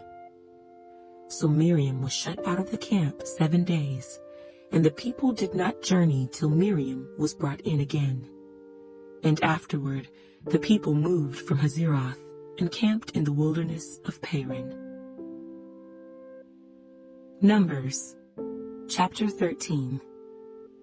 And the Lord spoke to Moses, saying, "Send men to spy out the land of Canaan, which I am giving to the children of Israel. From each tribe of their fathers you shall send a man, every one a leader among them." So Moses sent them from the wilderness of Paran, according to the command of the Lord, all of them men who were heads of the children of Israel.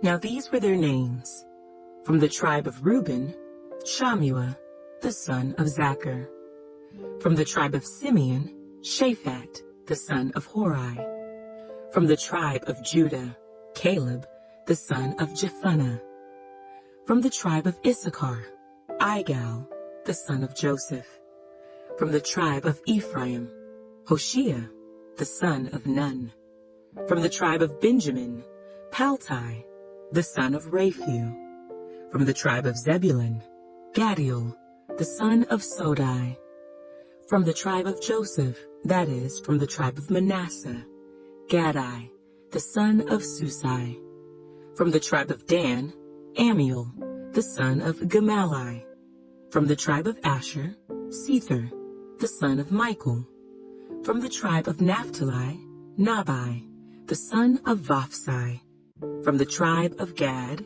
Guel, the son of Machai. These are the names of the men whom Moses sent to spy out the land. And Moses called Hoshea, the son of Nun, Joshua.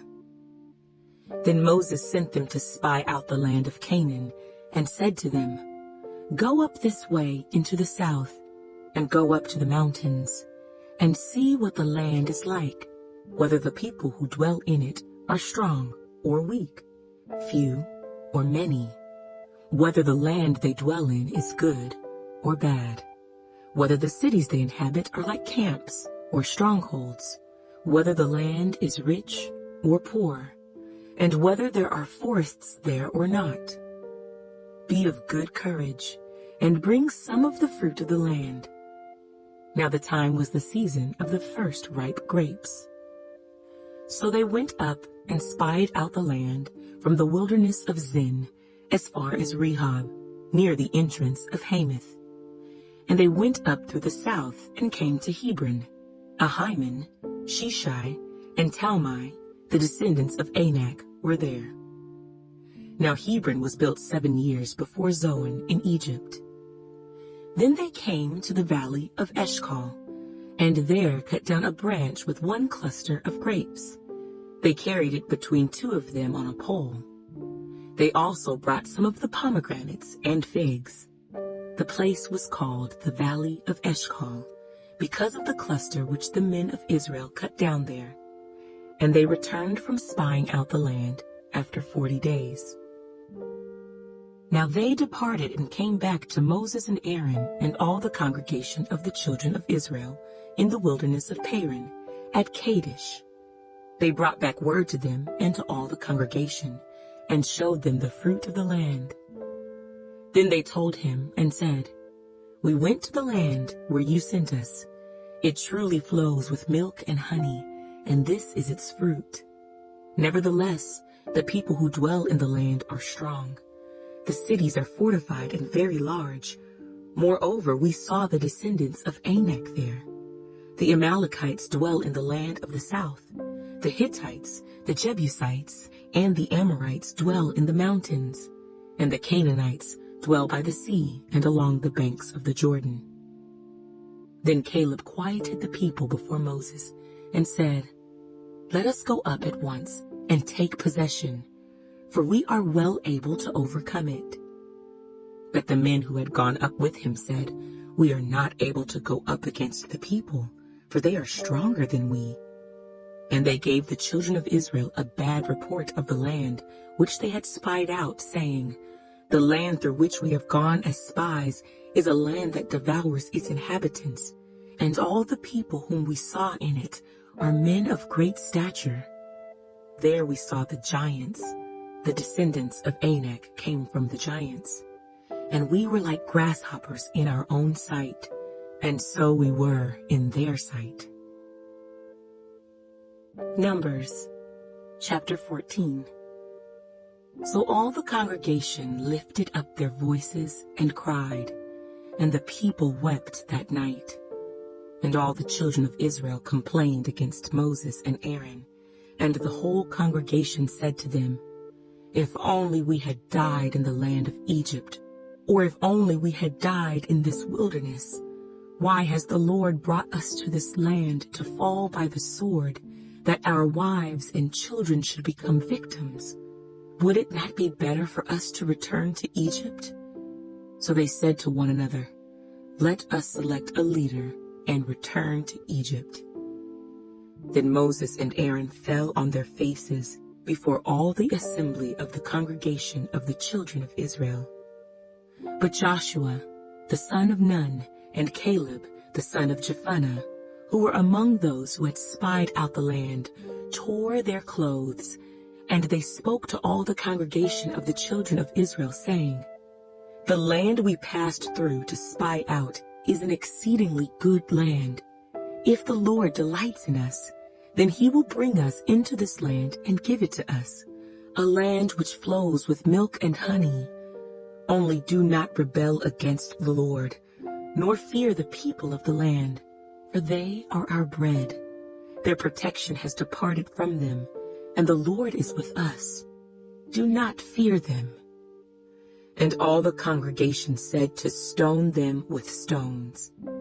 Now the glory of the Lord appeared in the tabernacle of meeting before all the children of Israel. Then the Lord said to Moses, "How long will these people reject me? And how long will they not believe me with all the signs which I have performed among them? I will strike them with the pestilence and disinherit them, and I will make of you a nation greater and mightier than they." And Moses said to the Lord, "Then the Egyptians will hear it, for by your might you brought these people up from among them, and they will tell it to the inhabitants of this land. They have heard that you, Lord, are among these people, that you, Lord, are seen face to face, and your cloud stands above them, and you go before them in a pillar of cloud by day, and in a pillar of fire by night. Now if you kill these people as one man, then the nations which have heard of your fame will speak, saying, 'Because the Lord was not able to bring this people to the land which he swore to give them, therefore he killed them in the wilderness.' And now I pray, let the power of my Lord be great, just as you have spoken, saying, 'The Lord is long-suffering and abundant in mercy, forgiving iniquity and transgression, but he by no means clears the guilty, visiting the iniquity of the fathers on the children to the third and fourth generation. Pardon the iniquity of this people, I pray, according to the greatness of your mercy, just as you have forgiven this people from Egypt even until now." Then the Lord said, "I have pardoned, according to your word. But truly, as I live, all the earth shall be filled with the glory of the Lord, because all these men who have seen my glory and the signs which I did in Egypt and in the wilderness, and have put me to the test now these 10 times, and have not heeded my voice, they certainly shall not see the land of which I swore to their fathers, nor shall any of those who rejected me see it. But my servant Caleb, because he has a different spirit in him, and has followed me fully, I will bring into the land where he went, and his descendants shall inherit it. Now the Amalekites and the Canaanites dwell in the valley. Tomorrow turn and move out into the wilderness by the way of the Red Sea.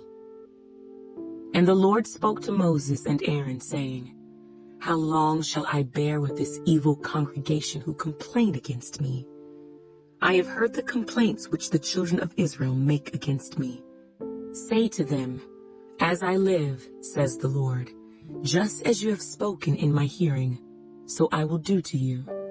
The carcasses of you who have complained against me shall fall in this wilderness, all of you who were numbered according to your entire number, from 20 years old and above. Except for Caleb, the son of Jephunneh, and Joshua, the son of Nun. You shall by no means enter the land which I swore I would make you dwell in. But your little ones, whom you said would be victims, I will bring in, and they shall know the land which you have despised. But as for you, your carcasses shall fall in this wilderness, and your sons shall be shepherds in the wilderness 40 years, and bear the brunt of your infidelity, until your carcasses are consumed in the wilderness. According to the number of the days in which you spied out the land, 40 days, for each day you shall bear your guilt 1 year, namely 40 years, and you shall know my rejection. I, the Lord, have spoken this. I will surely do so to all this evil congregation who are gathered together against me. In this wilderness they shall be consumed, and there they shall die. Now the men whom Moses sent to spy out the land, who returned and made all the congregation complain against him by bringing a bad report of the land, those very men who brought the evil report about the land died by the plague before the Lord. But Joshua, the son of Nun, and Caleb, the son of Jephunneh, remained alive, of the men who went to spy out the land. Then Moses told these words to all the children of Israel, and the people mourned greatly.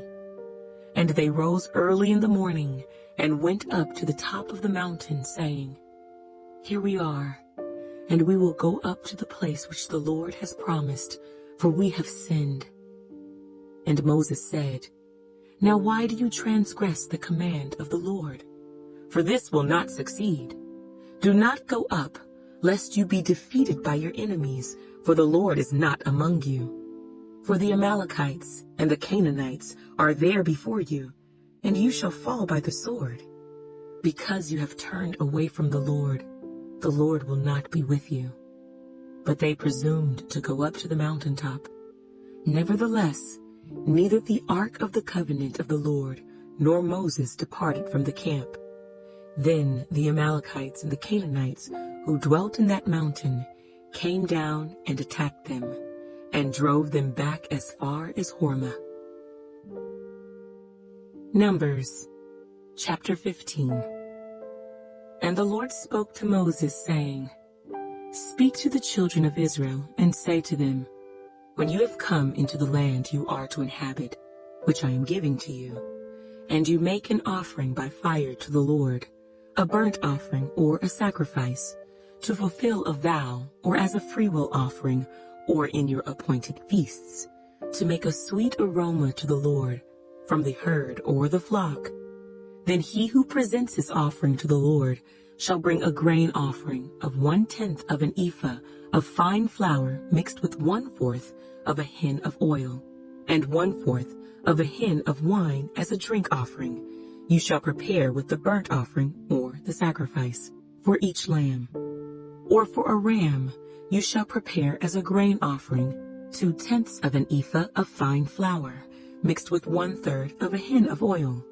And as a drink offering, you shall offer 1/3 of a hin of wine, as a sweet aroma to the Lord. And when you prepare a young bull as a burnt offering, or as a sacrifice to fulfill a vow, or as a peace offering to the Lord, then shall be offered with the young bull a grain offering of 3/10 of an ephah of fine flour, mixed with half a hin of oil. And you shall bring as the drink offering half a hin of wine, as an offering made by fire, a sweet aroma to the Lord. Thus it shall be done for each young bull, for each ram, or for each lamb or young goat, according to the number that you prepare. So you shall do with everyone according to their number. All who are native born shall do these things in this manner, in presenting an offering made by fire, a sweet aroma to the Lord. And if a stranger dwells with you, or whoever is among you throughout your generations, and would present an offering made by fire, a sweet aroma to the Lord, just as you do, so shall he do. One ordinance shall be for you of the assembly and for the stranger who dwells with you, an ordinance forever throughout your generations. As you are, so shall the stranger be before the Lord. One law and one custom shall be for you and for the stranger who dwells with you.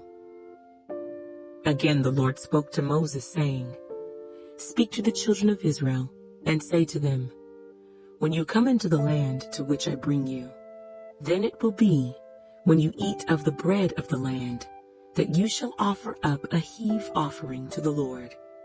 You shall offer up a cake of the first of your ground meal as a heave offering. As a heave offering of the threshing floor, so shall you offer it up. Of the first of your ground meal you shall give to the Lord a heave offering throughout your generations. If you sin unintentionally, and do not observe all these commandments which the Lord has spoken to Moses, all that the Lord has commanded you by the hand of Moses, from the day the Lord gave commandment and onward throughout your generations, then it will be, if it is unintentionally committed without the knowledge of the congregation, that the whole congregation shall offer one young bull as a burnt offering, as a sweet aroma to the Lord, with its grain offering and its drink offering, according to the ordinance, and one kid of the goats as a sin offering. So the priest shall make atonement for the whole congregation of the children of Israel, and it shall be forgiven them, for it was unintentional. They shall bring their offering, an offering made by fire to the Lord, and their sin offering before the Lord, for their unintended sin. It shall be forgiven the whole congregation of the children of Israel, and the stranger who dwells among them, because all the people did it unintentionally. And if a person sins unintentionally, then he shall bring a female goat in its first year as a sin offering. So the priest shall make atonement for the person who sins unintentionally, when he sins unintentionally before the Lord, to make atonement for him, and it shall be forgiven him.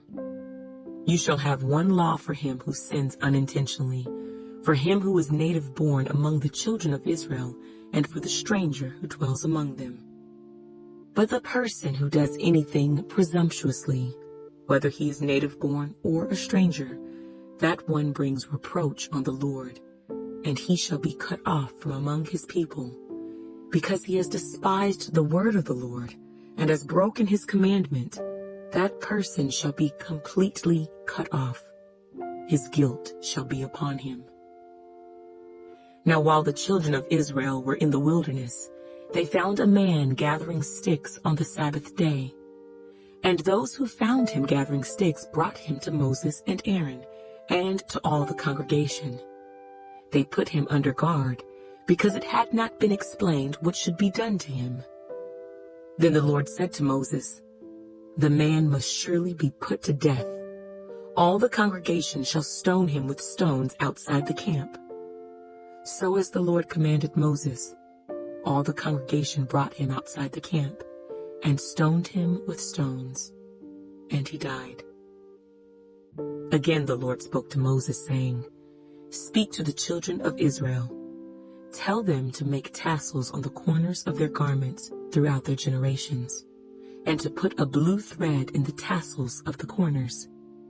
And you shall have the tassel, that you may look upon it and remember all the commandments of the Lord, and do them, and that you may not follow the harlotry to which your own heart and your own eyes are inclined, and that you may remember and do all my commandments, and be holy for your God.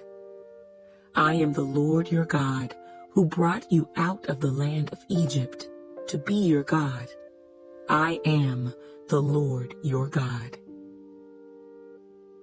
Numbers, chapter 16. Now Korah, the son of Izhar, the son of Kohath, the son of Levi, with Dathan and Abiram, the sons of Eliab, and On, the son of Peleth, sons of Reuben, took men, and they rose up before Moses with some of the children of Israel, 250 leaders of the congregation, representatives of the congregation, men of renown.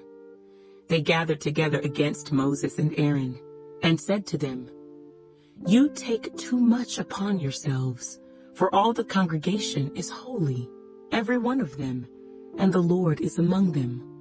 Why then do you exalt yourselves above the assembly of the Lord? So when Moses heard it, he fell on his face, and he spoke to Korah and all his company, saying, Tomorrow morning the Lord will show who is his and who is holy, and will cause him to come near to him. That one whom he chooses he will cause to come near to him. Do this. Take censers, Korah, and all your company. Put fire in them, and put incense in them before the Lord tomorrow. And it shall be that the man whom the Lord chooses is the Holy One. You take too much upon yourselves, you sons of Levi. Then Moses said to Korah, Hear now, you sons of Levi, is it a small thing to you that the God of Israel has separated you from the congregation of Israel, to bring you near to himself, to do the work of the tabernacle of the Lord, and to stand before the congregation to serve them, and that he has brought you near to himself, you and all your brethren, the sons of Levi, with you? And are you seeking the priesthood also? Therefore you and all your company are gathered together against the Lord. And what is Aaron that you complain against him? And Moses sent to call Dathan and Abiram, the sons of Eliab. But they said, We will not come up.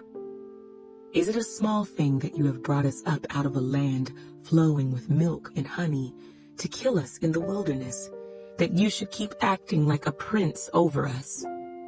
Moreover, you have not brought us into a land flowing with milk and honey, nor given us inheritance of fields and vineyards. Will you put out the eyes of these men? We will not come up. Then Moses was very angry and said to the Lord, Do not respect their offering. I have not taken one donkey from them, nor have I hurt one of them. And Moses said to Korah, Tomorrow you and all your company be present before the Lord, you and they, as well as Aaron. Let each take his censer and put incense in it, and each of you bring his censer before the Lord, 250 censers, both you and Aaron, each with his censer. So every man took his censer, put fire in it, laid incense on it, and stood at the door of the tabernacle of meeting with Moses and Aaron. And Korah gathered all the congregation against them at the door of the tabernacle of meeting. Then the glory of the Lord appeared to all the congregation. And the Lord spoke to Moses and Aaron, saying, Separate yourselves from among this congregation, that I may consume them in a moment. Then they fell on their faces and said, O God, the God of the spirits of all flesh, shall one man sin, and you be angry with all the congregation? So the Lord spoke to Moses, saying, Speak to the congregation, saying, Get away from the tents of Korah, Dathan, and Abiram. Then Moses rose and went to Dathan and Abiram, and the elders of Israel followed him. And he spoke to the congregation, saying, Depart now from the tents of these wicked men. Touch nothing of theirs, lest you be consumed in all their sins. So they got away from around the tents of Korah, Dathan, and Abiram. And Dathan and Abiram came out and stood at the door of their tents, with their wives, their sons, and their little children. And Moses said, By this you shall know that the Lord has sent me to do all these works, for I have not done them of my own will.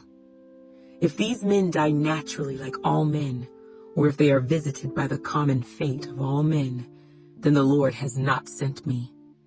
But if the Lord creates a new thing, and the earth opens its mouth and swallows them up with all that belongs to them, and they go down alive into the pit, then you will understand that these men have rejected the Lord.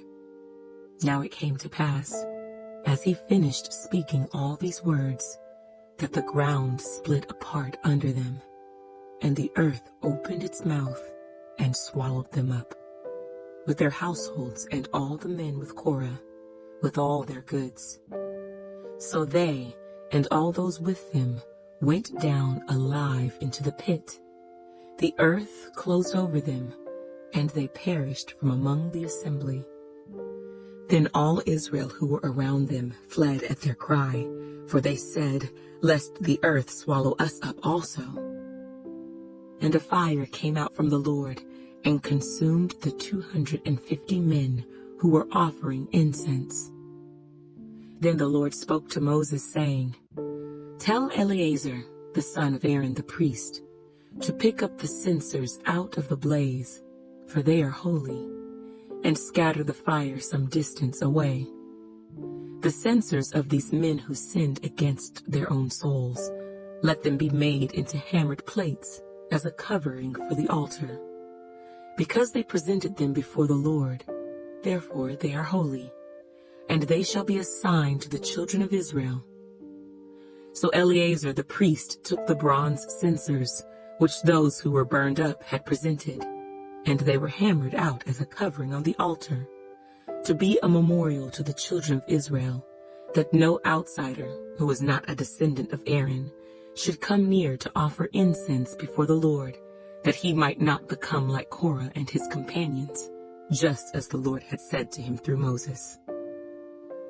On the next day, all the congregation of the children of Israel complained against Moses and Aaron, saying, You have killed the people of the Lord.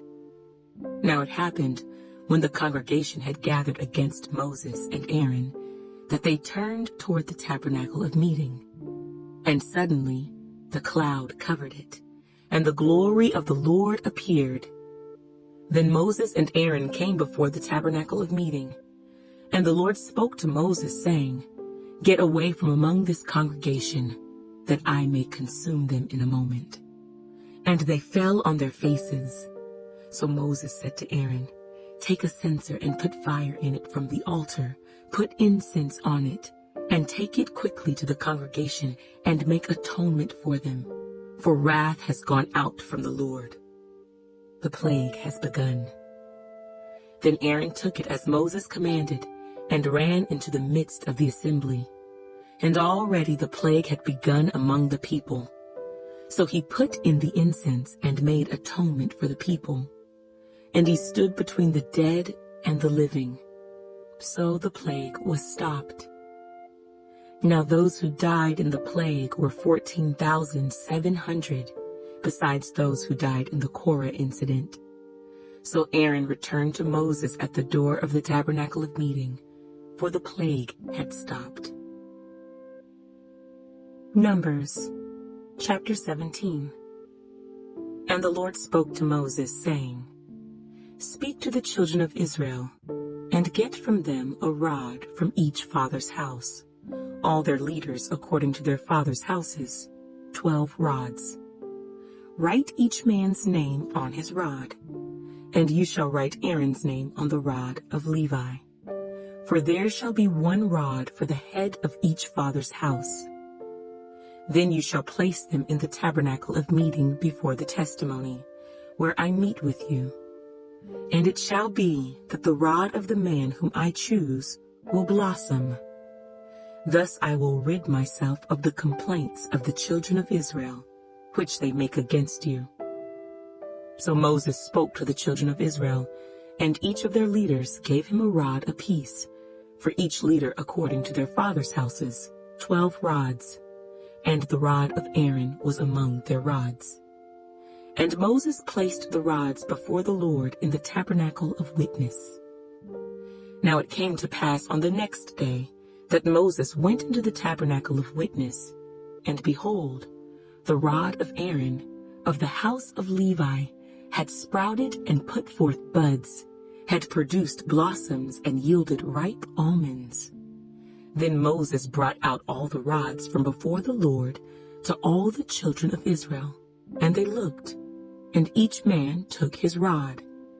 And the Lord said to Moses, Bring Aaron's rod back before the testimony, to be kept as a sign against the rebels, that you may put their complaints away from me, lest they die. Thus did Moses. Just as the Lord had commanded him, so he did. So the children of Israel spoke to Moses, saying, Surely we die. We perish. We all perish. Whoever even comes near the tabernacle of the Lord must die. Shall we all utterly die? Numbers, chapter 18. Then the Lord said to Aaron, You and your sons and your father's house with you shall bear the iniquity related to the sanctuary, and you and your sons with you shall bear the iniquity associated with your priesthood. Also bring with you your brethren of the tribe of Levi, the tribe of your father, that they may be joined with you and serve you while you and your sons are with you before the tabernacle of witness. They shall attend to your needs and all the needs of the tabernacle, but they shall not come near the articles of the sanctuary and the altar, lest they die, they and you also. They shall be joined with you and attend to the needs of the tabernacle of meeting, for all the work of the tabernacle, but an outsider shall not come near you. And you shall attend to the duties of the sanctuary and the duties of the altar, that there may be no more wrath on the children of Israel. Behold, I myself have taken your brethren the Levites from among the children of Israel. They are a gift to you, given by the Lord, to do the work of the tabernacle of meeting. Therefore you and your sons with you shall attend to your priesthood for everything at the altar and behind the veil, and you shall serve. I give your priesthood to you as a gift for service, but the outsider who comes near shall be put to death. And the Lord spoke to Aaron, Here, I myself have also given you charge of my heave offerings, all the holy gifts of the children of Israel. I have given them as a portion to you and your sons, as an ordinance forever. This shall be yours of the most holy things reserved from the fire. Every offering of theirs, every grain offering and every sin offering and every trespass offering which they render to me, shall be most holy for you and your sons. In a most holy place you shall eat it. Every male shall eat it. It shall be holy to you. This also is yours, the heave offering of their gift, with all the wave offerings of the children of Israel.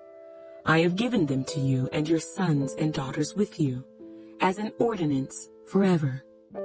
Everyone who is clean in your house may eat it. All the best of the oil, all the best of the new wine and the grain, their first fruits which they offer to the Lord, I have given them to you. Whatever first ripe fruit is in their land, which they bring to the Lord, shall be yours. Everyone who is clean in your house may eat it. every devoted thing in Israel shall be yours.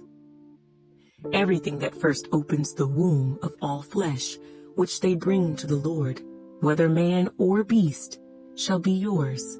Nevertheless, the firstborn of man you shall surely redeem, and the firstborn of unclean animals you shall redeem. And those redeemed of the devoted things you shall redeem when 1 month old, according to your valuation, for 5 shekels of silver, according to the shekel of the sanctuary, which is 20 gerahs. But the firstborn of a cow, the firstborn of a sheep, or the firstborn of a goat, you shall not redeem. They are holy. You shall sprinkle their blood on the altar, and burn their fat as an offering made by fire for a sweet aroma to the Lord. And their flesh shall be yours, just as the wave breast and the right thigh are yours. All the heave offerings of the holy things which the children of Israel offer to the Lord, I have given to you and your sons and daughters with you as an ordinance forever. It is a covenant of salt forever before the Lord with you and your descendants with you.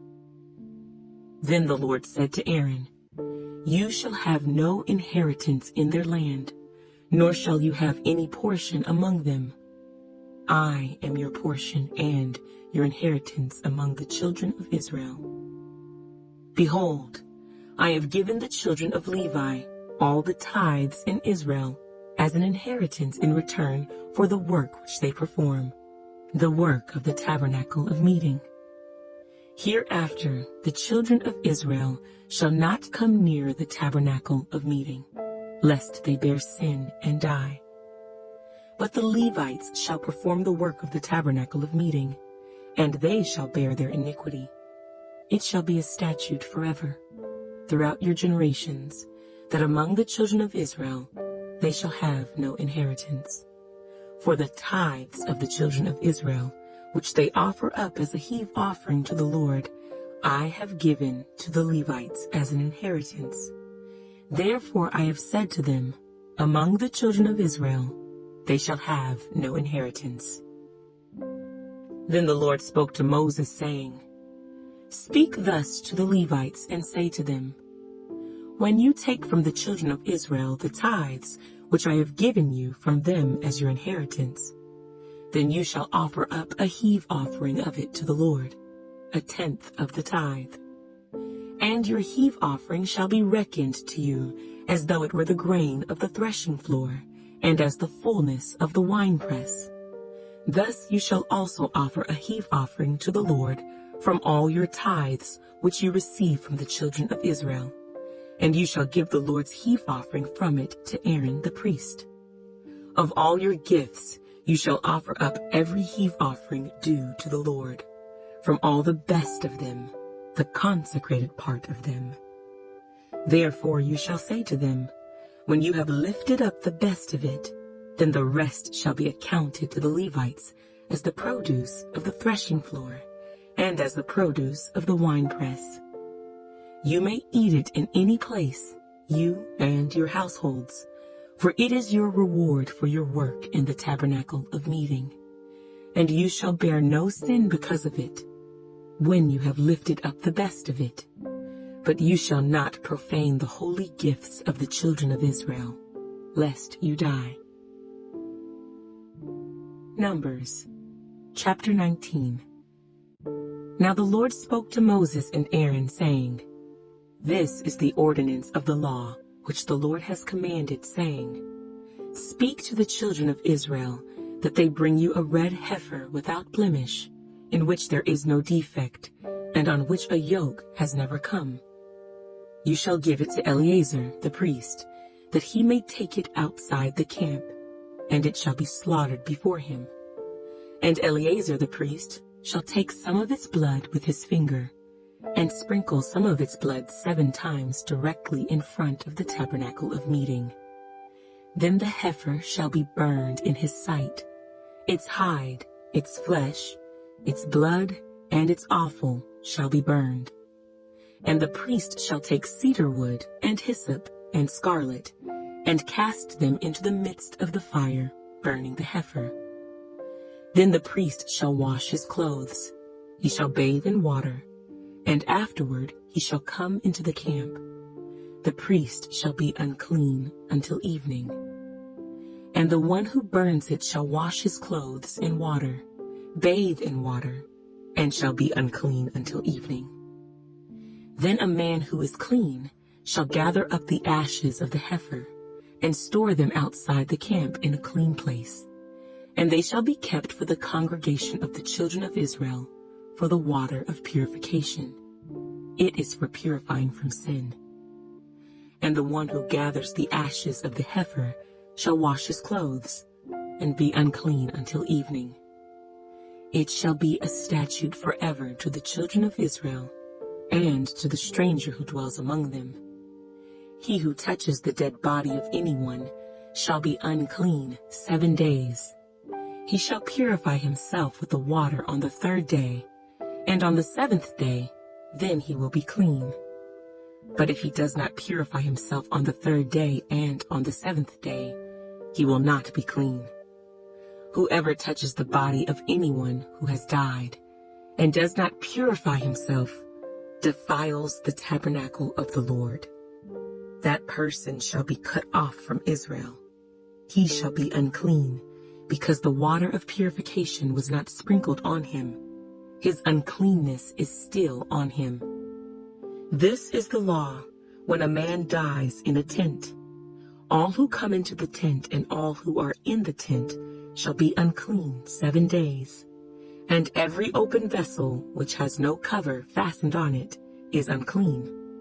Whoever in the open field touches one who is slain by a sword, or who has died, or a bone of a man, or a grave, shall be unclean 7 days. And for an unclean person, they shall take some of the ashes of the heifer burnt for purification from sin, and running water shall be put on them in a vessel.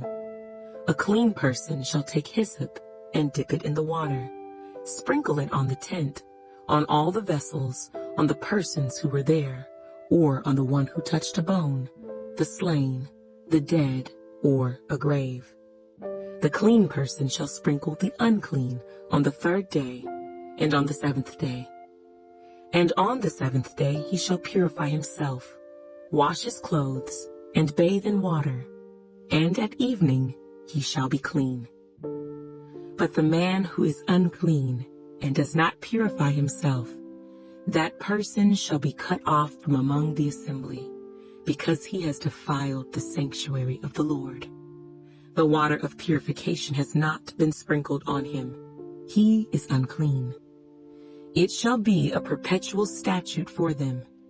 He who sprinkles the water of purification shall wash his clothes, and he who touches the water of purification shall be unclean until evening. Whatever the unclean person touches shall be unclean, and the person who touches it shall be unclean until evening. Numbers, chapter 20. Then the children of Israel, the whole congregation, came into the wilderness of Zin in the 1st month, and the people stayed in Kadesh, and Miriam died there, and was buried there. Now there was no water for the congregation, so they gathered together against Moses and Aaron. And the people contended with Moses and spoke, saying, If only we had died when our brethren died before the Lord.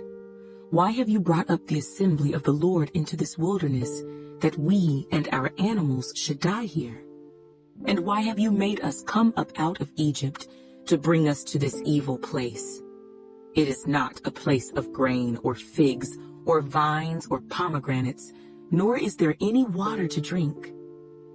So Moses and Aaron went from the presence of the assembly to the door of the tabernacle of meeting, and they fell on their faces, and the glory of the Lord appeared to them. Then the Lord spoke to Moses, saying, Take the rod, you and your brother Aaron gather the congregation together. Speak to the rock before their eyes, and it will yield its water. Thus you shall bring water for them out of the rock, and give drink to the congregation and their animals." So Moses took the rod from before the Lord as he commanded him. And Moses and Aaron gathered the assembly together before the rock, and he said to them, "Hear now, you rebels, must we bring water for you out of this rock?" Then Moses lifted his hand and struck the rock twice with his rod, and water came out abundantly, and the congregation and their animals drank. Then the Lord spoke to Moses and Aaron, "Because you did not believe me, to hallow me in the eyes of the children of Israel, therefore you shall not bring this assembly into the land which I have given them." This was the water of Meribah, because the children of Israel contended with the Lord, and he was hallowed among them. Now Moses sent messengers from Kadesh to the king of Edom. "Thus says your brother Israel, you know all the hardship that has befallen us, how our fathers went down to Egypt, and we dwelt in Egypt a long time, and the Egyptians afflicted us and our fathers. When we cried out to the Lord, he heard our voice and sent the angel and brought us up out of Egypt. Now here we are in Kadesh, a city on the edge of your border. Please let us pass through your country. We will not pass through fields or vineyards, nor will we drink water from wells. We will go along the king's highway. We will not turn aside to the right hand or to the left until we have passed through your territory." Then Edom said to him, "You shall not pass through my land, lest I come out against you with the sword." So the children of Israel said to him, "We will go by the highway, and if I or my livestock drink any of your water, then I will pay for it. Let me only pass through on foot, nothing more." Then he said, "You shall not pass through." So Edom came out against them with many men and with a strong hand.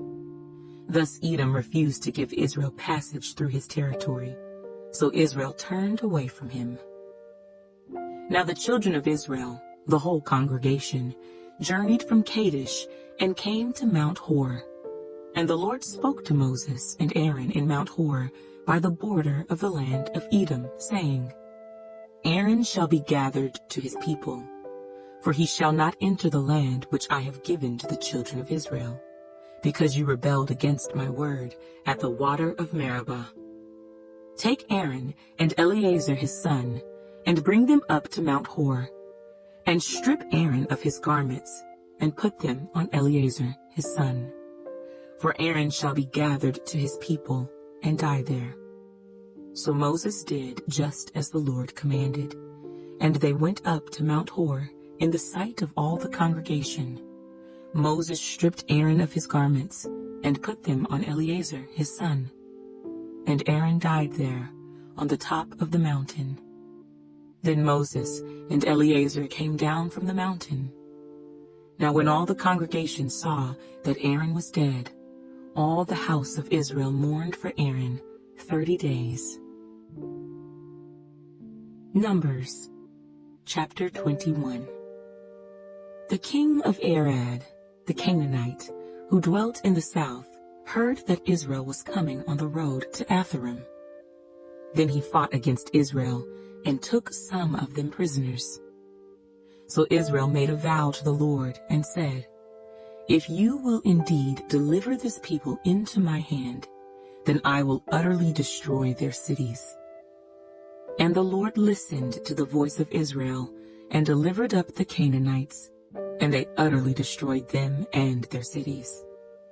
So the name of that place was called Hormah. Then they journeyed from Mount Hor by the way of the Red Sea to go around the land of Edom. And the soul of the people became very discouraged on the way. And the people spoke against God and against Moses. "Why have you brought us up out of Egypt to die in the wilderness? For there is no food and no water, and our soul loathes this worthless bread." So the Lord sent fiery serpents among the people, and they bit the people, and many of the people of Israel died. Therefore the people came to Moses and said, "We have sinned, for we have spoken against the Lord and against you.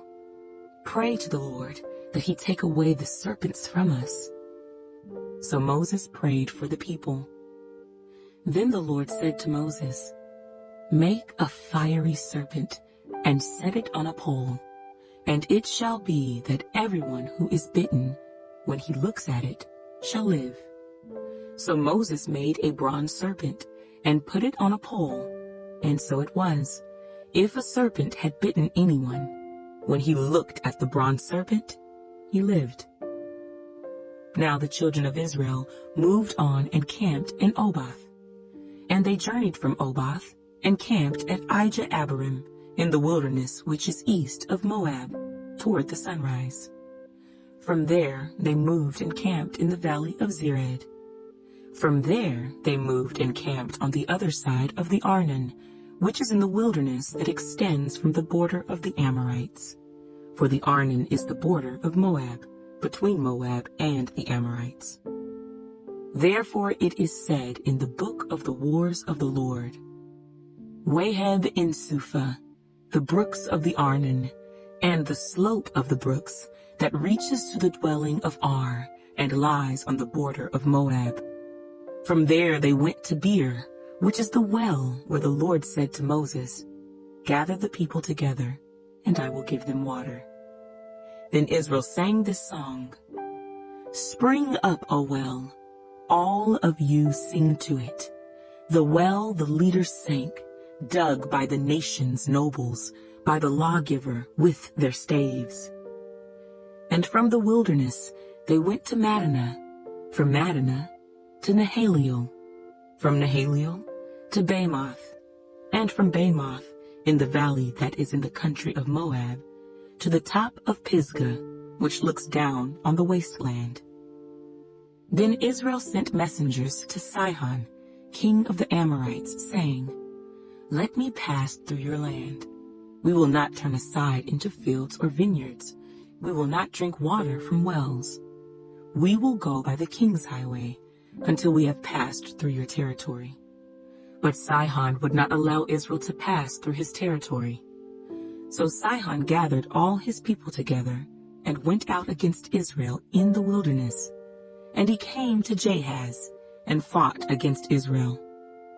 Then Israel defeated him with the edge of the sword and took possession of his land from the Arnon to the Jabbok, as far as the people of Ammon, for the border of the people of Ammon was fortified. So Israel took all these cities, and Israel dwelt in all the cities of the Amorites, in Heshbon and in all its villages. For Heshbon was the city of Sihon, king of the Amorites, who had fought against the former king of Moab, and had taken all his land from his hand as far as the Arnon. Therefore, those who speak in Proverbs say, 'Come to Heshbon, let it be built, let the city of Sihon be repaired.' For fire went out from Heshbon, a flame from the city of Sihon. It consumed Ar of Moab, the lords of the heights of the Arnon. Woe to you, Moab! You have perished, O people of Chemosh. He has given his sons as fugitives and his daughters into captivity to Sihon, king of the Amorites. But we have shot at them. Heshbon has perished as far as Dibon. Then we laid waste as far as Nophah, which reaches to Medeba. Thus Israel dwelt in the land of the Amorites. Then Moses sent to spy out Jazer, and they took its villages and drove out the Amorites who were there. And they turned and went up by the way to Bashan. So Og, king of Bashan, went out against them, he and all his people, to battle at Edrei. Then the Lord said to Moses, 'Do not fear him, for I have delivered him into your hand, with all his people and his land, and you shall do to him as you did to Sihon, king of the Amorites, who dwelt at Heshbon.' So they defeated him, his sons, and all his people, until there was no survivor left him, and they took possession of his land. Numbers chapter 22. Then the children of Israel moved and camped in the plains of Moab, on the side of the Jordan across from Jericho. Now Balak, the son of Zippor, saw all that Israel had done to the Amorites. And Moab was exceedingly afraid of the people, because they were many, and Moab was sick with dread because of the children of Israel. So Moab said to the elders of Midian, "Now this company will lick up everything around us, as an ox licks up the grass of the field." And Balak, the son of Zippor, was king of the Moabites at that time. Then he sent messengers to Balaam, the son of Beor, at Pethor, which is near the river in the land of the sons of his people, to call him, saying, "Look, a people has come from Egypt. See, they cover the face of the earth, and are settling next to me. Therefore please come at once, curse this people for me, for they are too mighty for me. Perhaps I shall be able to defeat them and drive them out of the land. For I know that he whom you bless is blessed, and he whom you curse is cursed." So the elders of Moab and the elders of Midian departed with the diviner's fee in their hand. And they came to Balaam, and spoke to him the words of Balak. And he said to them, "Lodge here tonight, and I will bring back word to you, as the Lord speaks to me." So the princes of Moab stayed with Balaam. Then God came to Balaam and said, "Who are these men with you?" So Balaam said to God, "Balak, the son of Zippor, king of Moab, has sent to me, saying, 'Look, a people has come out of Egypt, and they cover the face of the earth. Come now, curse them for me. Perhaps I shall be able to overpower them and drive them out.' And God said to Balaam, 'You shall not go with them. You shall not curse the people, for they are blessed.' So Balaam rose in the morning and said to the princes of Balak, 'Go back to your land, for the Lord has refused to give me permission to go with you.' And the princes of Moab rose and went to Balak and said, 'Balaam refuses to come with us.' Then Balak again sent princes, more numerous and more honorable than they. And they came to Balaam and said to him, 'Thus says Balak the son of Zippor, Please let nothing hinder you from coming to me, for I will certainly honor you greatly, and I will do whatever you say to me. Therefore please come, curse this people for me.'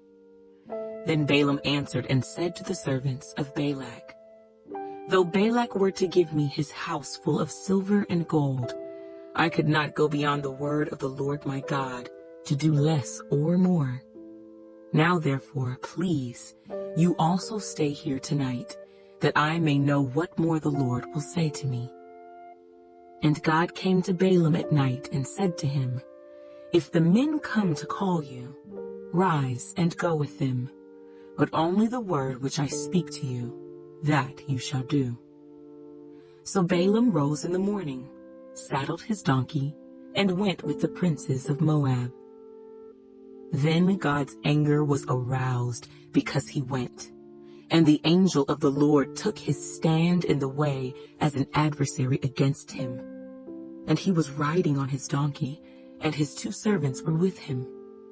Now the donkey saw the angel of the Lord standing in the way with his drawn sword in his hand, and the donkey turned aside out of the way and went into the field. So Balaam struck the donkey to turn her back onto the road. Then the angel of the Lord stood in a narrow path between the vineyards, with a wall on this side and a wall on that side. And when the donkey saw the angel of the Lord, she pushed herself against the wall and crushed Balaam's foot against the wall. So he struck her again. Then the angel of the Lord went further, and stood in a narrow place where there was no way to turn either to the right hand or to the left. And when the donkey saw the angel of the Lord, she lay down under Balaam. So Balaam's anger was aroused, and he struck the donkey with his staff. Then the Lord opened the mouth of the donkey, and she said to Balaam, "What have I done to you, that you have struck me these 3 times? And Balaam said to the donkey, "Because you have abused me, I wish there were a sword in my hand, for now I would kill you." So the donkey said to Balaam, "Am I not your donkey on which you have ridden ever since I became yours to this day? Was I ever disposed to do this to you?" And he said, "No." Then the Lord opened Balaam's eyes, and he saw the angel of the Lord standing in the way with his drawn sword in his hand. And he bowed his head and fell flat on his face. And the angel of the Lord said to him, "Why have you struck your donkey these 3 times? Behold, I have come out to stand against you, because your way is perverse before me. The donkey saw me and turned aside from me these 3 times. If she had not turned aside from me, surely I would also have killed you by now, and let her live."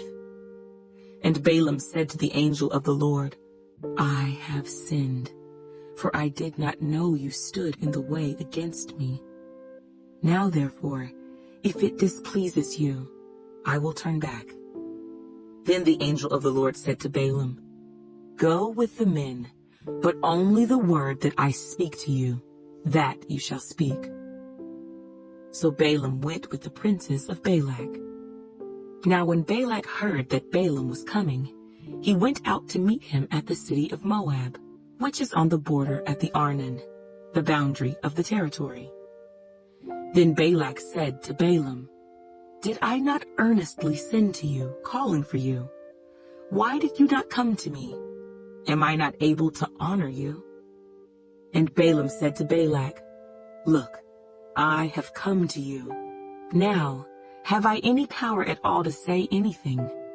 The word that God puts in my mouth, that I must speak." So Balaam went with Balak, and they came to Kirjath-Huzoth.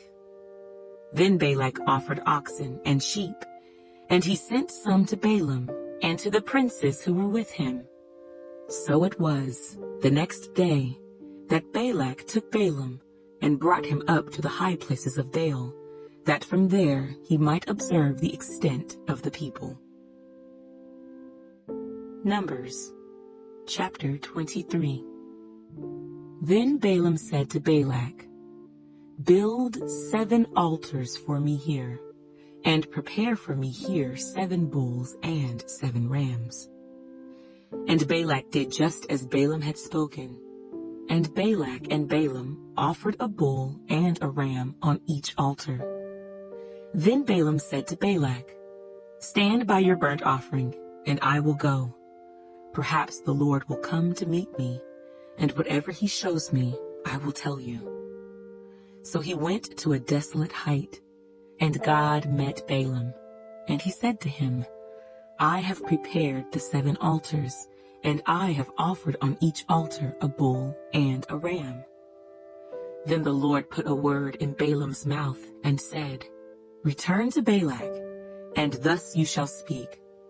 So he returned to him, and there he was, standing by his burnt offering, he and all the princes of Moab.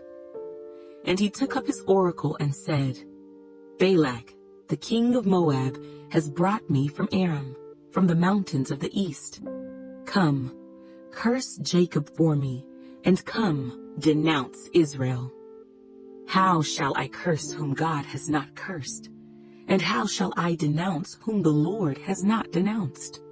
For from the top of the rocks I see him, and from the hills I behold him. There, a people dwelling alone, not reckoning itself among the nations. Who can count the dust of Jacob, or number 1/4 of Israel? Let me die the death of the righteous, and let my end be like his." Then Balak said to Balaam, "What have you done to me? I took you to curse my enemies, and look, you have blessed them bountifully." So he answered and said, "Must I not take heed to speak what the Lord has put in my mouth?" Then Balak said to him, "Please, come with me to another place from which you may see them. You shall see only the outer part of them, and shall not see them all. Curse them for me from there." So he brought him to the field of Zophim, to the top of Pisgah, and built 7 altars, and offered a bull and a ram on each altar. And he said to Balak, "Stand here by your burnt offering while I meet the Lord over there." Then the Lord met Balaam, and put a word in his mouth, and said, "Go back to Balak, and thus you shall speak." So he came to him, and there he was, standing by his burnt offering. And the princes of Moab were with him. And Balak said to him, "What has the Lord spoken?" Then he took up his oracle and said, "Rise up, Balak, and hear. Listen to me, son of Zippor. God is not a man that he should lie, nor a son of man that he should repent. Has he said, and will he not do? Or has he spoken, and will he not make it good? Behold, I have received a command to bless.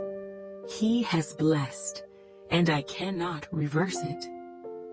He has not observed iniquity in Jacob, nor has he seen wickedness in Israel. The Lord his God is with him, and the shout of a king is among them. God brings them out of Egypt. He has strength like a wild ox.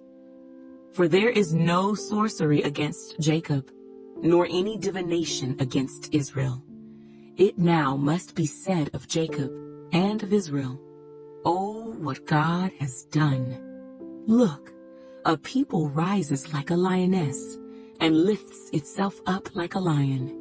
It shall not lie down until it devours the prey, and drinks the blood of the slain. Then Balak said to Balaam, Neither curse them at all, nor bless them at all. So Balaam answered and said to Balak, Did I not tell you, saying, All that the Lord speaks, that I must do? Then Balak said to Balaam, Please come, I will take you to another place. Perhaps it will please God that you may curse them for me from there. So Balak took Balaam to the top of Peor that overlooks the wasteland. Then Balaam said to Balak, Build for me here 7 altars, and prepare for me here 7 bulls and 7 rams. And Balak did as Balaam had said, and offered a bull and a ram on every altar. Numbers chapter 24. Now when Balaam saw that it pleased the Lord to bless Israel, he did not go as at other times to seek to use sorcery, but he set his face toward the wilderness. And Balaam raised his eyes and saw Israel encamped according to their tribes, and the Spirit of God came upon him. Then he took up his oracle and said, The utterance of Balaam, the son of Beor, the utterance of the man whose eyes are opened, the utterance of him who hears the words of God, who sees the vision of the Almighty, who falls down with eyes wide open. How lovely are your tents, O Jacob, your dwellings, O Israel, like valleys that stretch out, like gardens by the riverside, like aloes planted by the Lord, like cedars beside the waters. He shall pour water from his buckets, and his seed shall be in many waters. His king shall be higher than Agag, and his kingdom shall be exalted.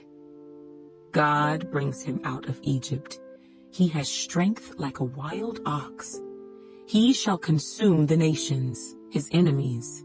He shall break their bones and pierce them with his arrows. He bows down. He lies down as a lion, and as a lion, who shall rouse him? Blessed is he who blesses you, and cursed is he who curses you. Then Balak's anger was aroused against Balaam, and he struck his hands together, and Balak said to Balaam, I called you to curse my enemies, and look, you have bountifully blessed them these 3 times. Now therefore flee to your place. I said I would greatly honor you, but in fact the Lord has kept you back from honor. So Balaam said to Balak, Did I not also speak to your messengers whom you sent to me, saying, If Balak were to give me his house full of silver and gold, I could not go beyond the word of the Lord, to do good or bad of my own will. What the Lord says, that I must speak. And now, indeed, I am going to my people.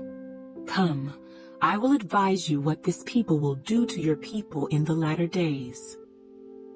So he took up his oracle and said, The utterance of Balaam, the son of Beor, and the utterance of the man whose eyes are opened, the utterance of him who hears the words of God, and has the knowledge of the Most High, who sees the vision of the Almighty, who falls down with eyes wide open. I see him, but not now. I behold him, but not near. A star shall come out of Jacob, a scepter shall rise out of Israel, and batter the brow of Moab, and destroy all the sons of tumult. And Edom shall be a possession. Seir also, his enemies, shall be a possession, while Israel does valiantly. Out of Jacob one shall have dominion, and destroy the remains of the city. Then he looked on Amalek, and he took up his oracle and said, Amalek was first among the nations, but shall be last until he perishes. Then he looked on the Kenites, and he took up his oracle and said, Firm is your dwelling place, and your nest is set in the rock. Nevertheless, Cain shall be burned. How long until Asher carries you away captive? Then he took up his oracle and said, Alas, who shall live when God does this? But ships shall come from the coasts of Cyprus, and they shall afflict Asher and afflict Eber, and so shall Amalek until he perishes. So Balaam rose and departed and returned to his place. Balak also went his way. Numbers, chapter 25. Now Israel remained in Acacia Grove, and the people began to commit harlotry with the women of Moab. They invited the people to the sacrifices of their gods, and the people ate and bowed down to their gods. So Israel was joined to Baal of Peor, and the anger of the Lord was aroused against Israel. Then the Lord said to Moses, Take all the leaders of the people, and hang the offenders before the Lord out in the sun, that the fierce anger of the Lord may turn away from Israel. So Moses said to the judges of Israel, Every one of you kill his men who were joined to Baal of Peor. And indeed, one of the children of Israel came and presented to his brethren a Midianite woman in the sight of Moses and in the sight of all the congregation of the children of Israel, who were weeping at the door of the tabernacle of meeting. Now when Phinehas, the son of Eleazar, the son of Aaron the priest, saw it, he rose from among the congregation and took a javelin in his hand, and he went after the man of Israel into the tent and thrust both of them through, the man of Israel and the woman through her body. So the plague was stopped among the children of Israel, and those who died in the plague were 24,000. Then the Lord spoke to Moses, saying, Phinehas, the son of Eleazar, the son of Aaron the priest, has turned back my wrath from the children of Israel, because he was zealous with my zeal among them, so that I did not consume the children of Israel in my zeal. Therefore say, Behold, I give to him my covenant of peace, and it shall be to him and his descendants after him a covenant of an everlasting priesthood, because he was zealous for his God, and made atonement for the children of Israel. Now the name of the Israelite who was killed with the Midianite woman, was Zimri, the son of Salu, a leader of a father's house among the Simeonites. And the name of the Midianite woman who was killed was Cosbi, the daughter of Zur. He was head of the people of a father's house in Midian. Then the Lord spoke to Moses, saying, Harass the Midianites and attack them, for they harassed you with their schemes by which they seduced you in the matter of Peor and in the matter of Cosbi, the daughter of a leader of Midian, their sister, who was killed in the day of the plague because of Peor. Numbers chapter 26. And it came to pass, after the plague, that the Lord spoke to Moses and Eleazar, the son of Aaron the priest, saying, Take a census of all the congregation of the children of Israel, from 20 years old and above, by their fathers' houses, all who are able to go to war in Israel. So Moses and Eleazar the priest spoke with them in the plains of Moab by the Jordan, across from Jericho, saying, Take a census of the people from 20 years old and above, just as the Lord commanded Moses and the children of Israel who came out of the land of Egypt. Reuben was the firstborn of Israel. The children of Reuben were, of Hanok, the family of the Hanokites, of Pallu, the family of the Palluites, of Hezron, the family of the Hezronites, of Carmi, the family of the Carmites. These are the families of the Reubenites. Those who were numbered of them were 43,730. And the son of Pallu was Eliab. The sons of Eliab were Nemuel, Dathan, and Abiram. These are the Dathan and Abiram, representatives of the congregation, who contended against Moses and Aaron in the company of Korah, when they contended against the Lord, and the earth opened its mouth and swallowed them up together with Korah, when that company died, when the fire devoured 250 men, and they became a sign. Nevertheless, the children of Korah did not die. The sons of Simeon, according to their families, were, of Nemuel, the family of the Nemuelites, of Jamin, the family of the Jaminites, of Jachin, the family of the Jachinites, of Zerah, the family of the Zarhites, of Shaul, the family of the Shaulites. These are the families of the Simeonites, 22,200. The sons of Gad, according to their families, were, of Zephon, the family of the Zephonites, of Haggi, the family of the Haggites, of Shuni, the family of the Shunites, of Ozni, the family of the Oznites, of Eri, the family of the Erites, of Arod, the family of the Arodites, of Areli, the family of the Arelites. These are the families of the sons of Gad, according to those who were numbered of them, 40,500. The sons of Judah were and Onan, and and Onan died in the land of Canaan. And the sons of Judah according to their families were, of Shelah, the family of the Shelonites, of Perez, the family of the Parzites, of Zerah, the family of the Zarhites. And the sons of Perez were, of Hezron, the family of the Hezronites, of Hamul, the family of the Hamalites. These are the families of Judah, according to those who were numbered of them, 76,500. The sons of Issachar, according to their families, were, of Tola, the family of the Tolaites, of Puah, the family of the Punites, Of Jashub, the family of the Jashubites. Of Shimron, the family of the Shimronites. These are the families of Issachar, according to those who were numbered of them, 64,300.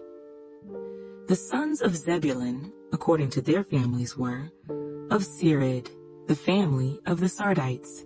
Of Elon, the family of the Elonites.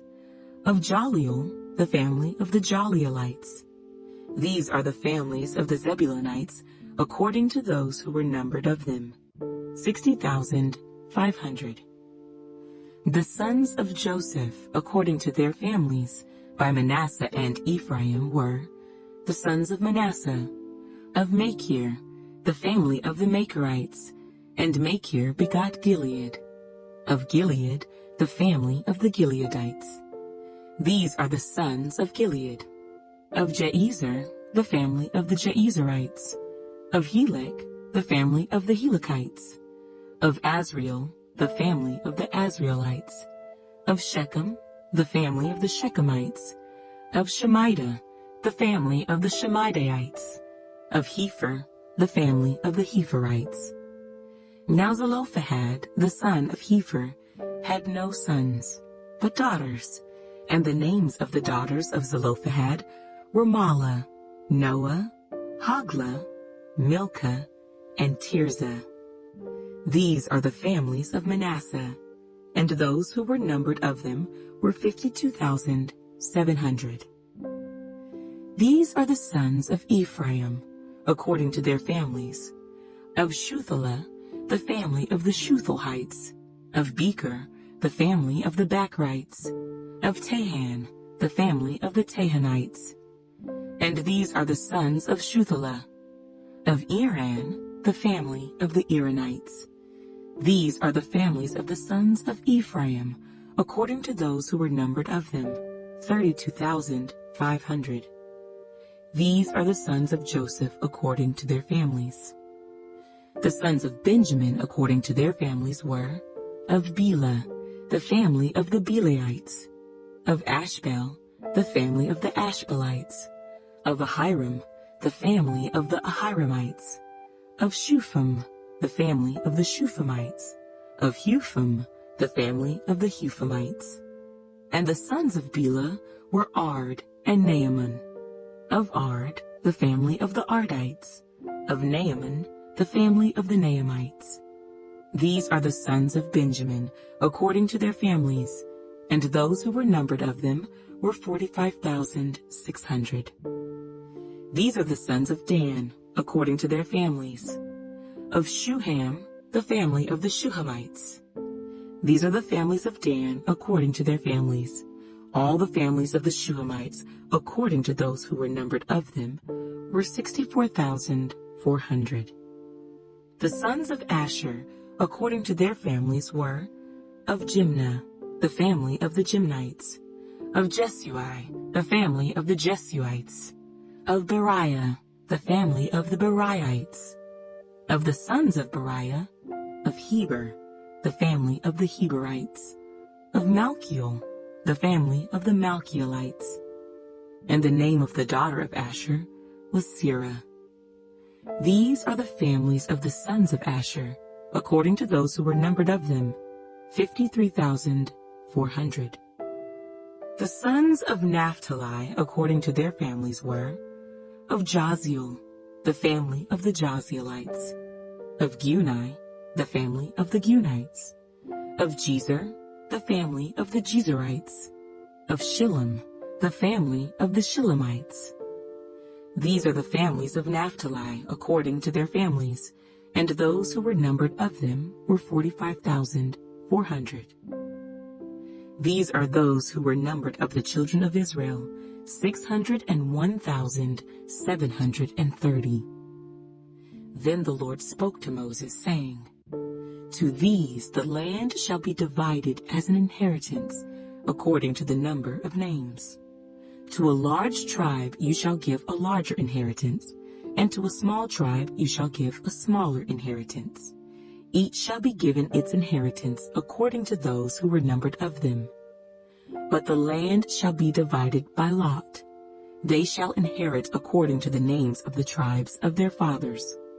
According to the lot, their inheritance shall be divided between the larger and the smaller. And these are those who were numbered of the Levites according to their families. Of Gershon, the family of the Gershonites. Of Kohath, the family of the Kohathites. Of Merari, the family of the Merarites. These are the families of the Levites. The family of the Libnites, the family of the Hebronites, the family of the Malites, the family of the Mushites, and the family of the Korathites. And Kohath begot Amram. The name of Amram's wife was Jochebed, the daughter of Levi, who was born to Levi in Egypt. And to Amram she bore Aaron and Moses and their sister Miriam. To Aaron were born Nadab and Abihu, Eleazar and Ithamar. And Nadab and Abihu died when they offered profane fire before the Lord. Now those who were numbered of them were 23,000, every male from a month old and above. For they were not numbered among the other children of Israel, because there was no inheritance given to them among the children of Israel. These are those who were numbered by Moses and Eleazar the priest, who numbered the children of Israel in the plains of Moab by the Jordan, across from Jericho. But among these there was not a man of those who were numbered by Moses and Aaron the priest, when they numbered the children of Israel in the wilderness of Sinai. For the Lord had said of them, They shall surely die in the wilderness. So there was not left a man of them, except Caleb, the son of Jephunneh, and Joshua, the son of Nun. Numbers, chapter 27. Then came the daughters of Zelophehad, the son of Hepher, the son of Gilead, the son of Machir, the son of Manasseh, from the families of Manasseh, the son of Joseph. And these were the names of his daughters: Mahlah, Noah, Hoglah, Milcah, and Tirzah.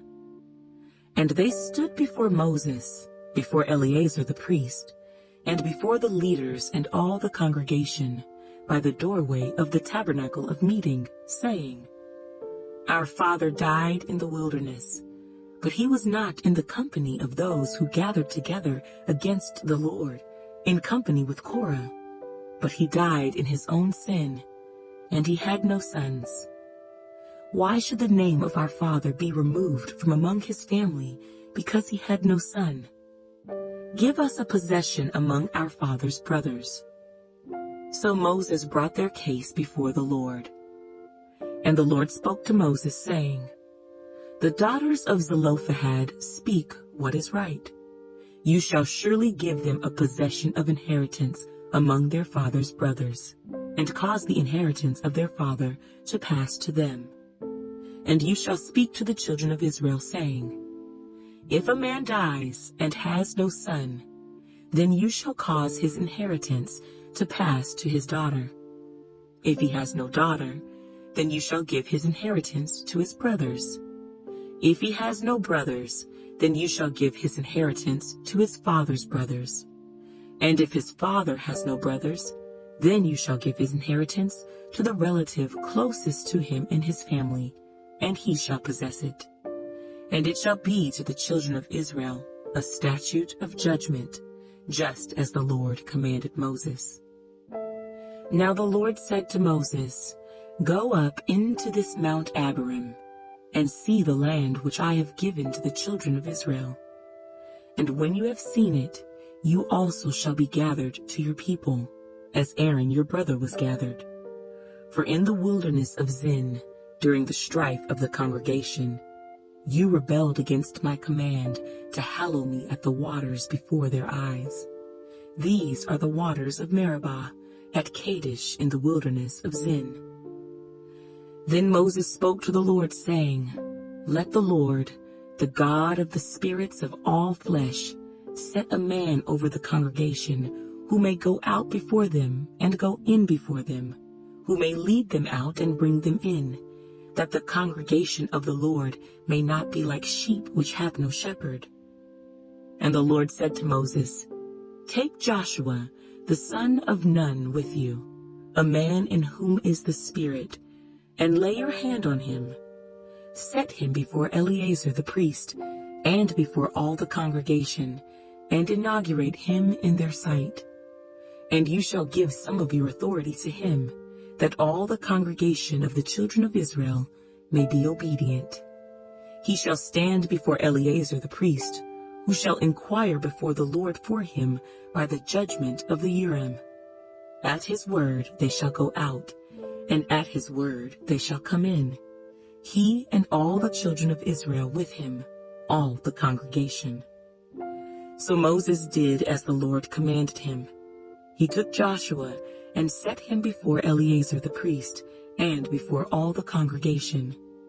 And he laid his hands on him and inaugurated him, just as the Lord commanded by the hand of Moses. Numbers, chapter 28.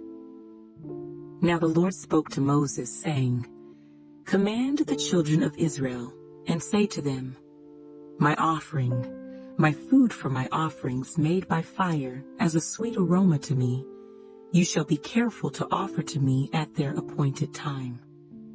And you shall say to them, This is the offering made by fire, which you shall offer to the Lord. 2 male lambs in their first year without blemish, day by day, as a regular burnt offering. The one lamb you shall offer in the morning, the other lamb you shall offer in the evening. And 1/10 of an ephah of fine flour as a grain offering, mixed with 1/4 of a hin of pressed oil.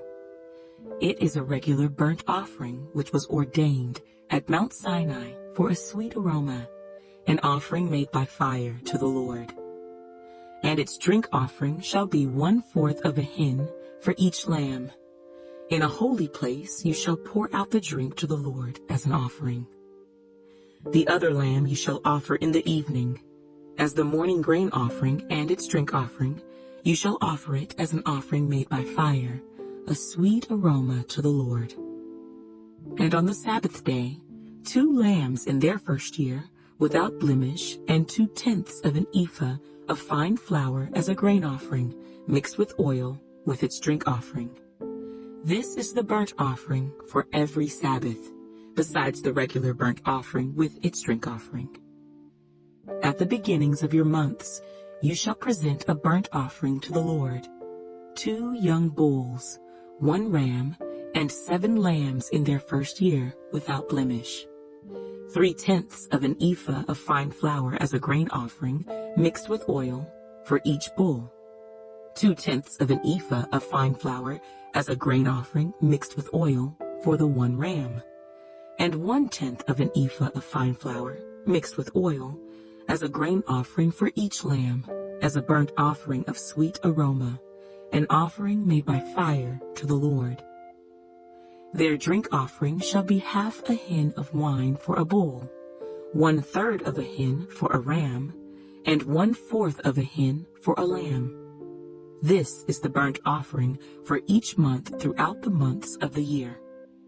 Also, 1 kid of the goats as a sin offering to the Lord shall be offered, besides the regular burnt offering and its drink offering. On the 14th day of the first month is the Passover of the Lord, and on the 15th day of this month is the feast. Unleavened bread shall be eaten for 7 days. On the first day you shall have a holy convocation. You shall do no customary work, and you shall present an offering made by fire as a burnt offering to the Lord, 2 young bulls, 1 ram, and 7 lambs in their first year. Be sure they are without blemish. Their grain offering shall be of fine flour mixed with oil. 3/10 of an ephah you shall offer for a bull, and 2/10 for a ram. You shall offer 1/10 of an ephah for each of the 7 lambs. Also 1 goat as a sin offering to make atonement for you. You shall offer these besides the burnt offering of the morning, which is for a regular burnt offering. In this manner you shall offer the food of the offering made by fire daily for 7 days, as a sweet aroma to the Lord. It shall be offered besides the regular burnt offering and its drink offering. And on the 7th day you shall have a holy convocation. You shall do no customary work. Also on the day of the first fruits, when you bring a new grain offering to the Lord at your feast of weeks, you shall have a holy convocation. You shall do no customary work. You shall present a burnt offering as a sweet aroma to the Lord, 2 young bulls, 1 ram, and 7 lambs in their first year, with their grain offering of fine flour mixed with oil, 3/10 of an ephah for each bull, 2/10 for the 1 ram, and 1/10 for each of the 7 lambs. Also 1 kid of the goats to make atonement for you. Be sure they are without blemish. You shall present them with their drink offerings, besides the regular burnt offering with its grain offering. Numbers, chapter 29. And in the 7th month, on the first day of the month, you shall have a holy convocation. You shall do no customary work. For you it is a day of blowing the trumpets. You shall offer a burnt offering as a sweet aroma to the Lord, 1 young bull, 1 ram, and 7 lambs in their first year, without blemish. Their grain offering shall be fine flour mixed with oil, 3/10 of an ephah for the bull, 2/10 for the ram, and 1/10 for each of the 7 lambs. Also 1 kid of the goats as a sin offering to make atonement for you. Besides the burnt offering with its grain offering for the new moon, the regular burnt offering with its grain offering, and their drink offerings, according to their ordinance, as a sweet aroma, an offering made by fire to the Lord. On the 10th day of this 7th month, you shall have a holy convocation. You shall afflict your souls. You shall not do any work. You shall present a burnt offering to the Lord as a sweet aroma, 1 young bull, 1 ram, and 7 lambs in their first year. Be sure they are without blemish. Their grain offering shall be of fine flour mixed with oil, 3/10 of an ephah for the bull, 2/10 for the 1 ram, and 1/10 for each of the 7 lambs. Also 1 kid of the goats as a sin offering, besides the sin offering for atonement, the regular burnt offering with its grain offering, and their drink offerings. On the 15th day of the 7th month, you shall have a holy convocation.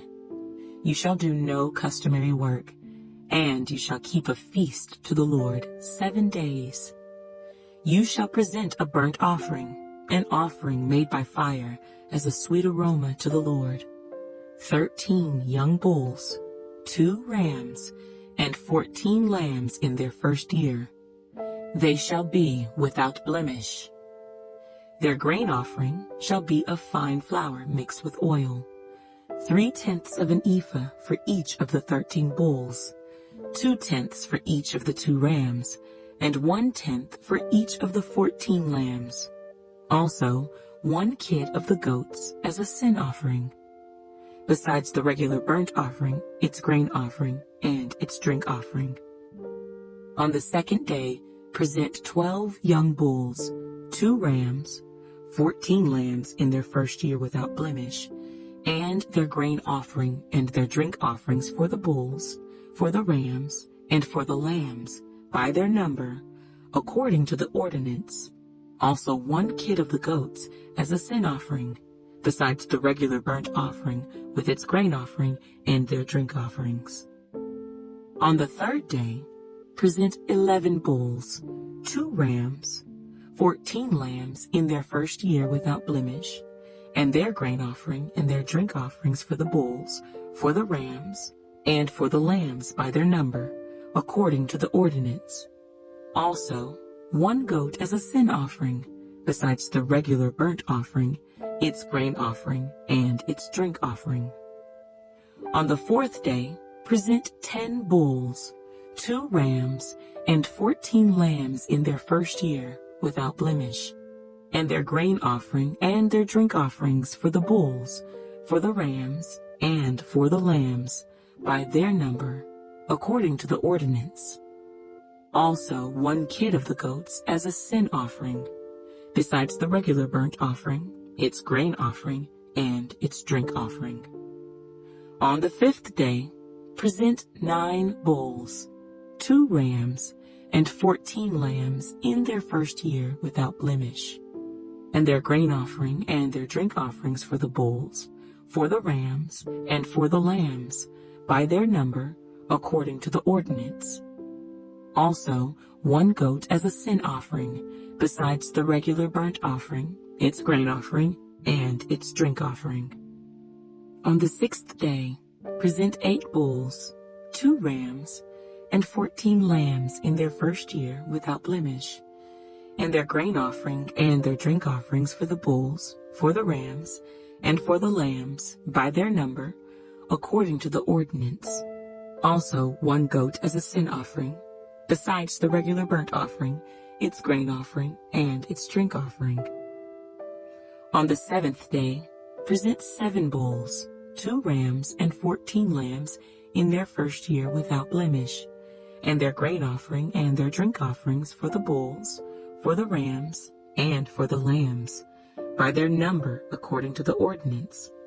Also 1 goat as a sin offering, besides the regular burnt offering, its grain offering, and its drink offering. On the 8th day you shall have a sacred assembly. You shall do no customary work. You shall present a burnt offering, an offering made by fire, as a sweet aroma to the Lord. 1 bull, 1 ram, 7 lambs in their first year without blemish, and their grain offering and their drink offerings for the bull, for the ram, and for the lambs, by their number, according to the ordinance. Also 1 goat as a sin offering, besides the regular burnt offering, its grain offering, and its drink offering.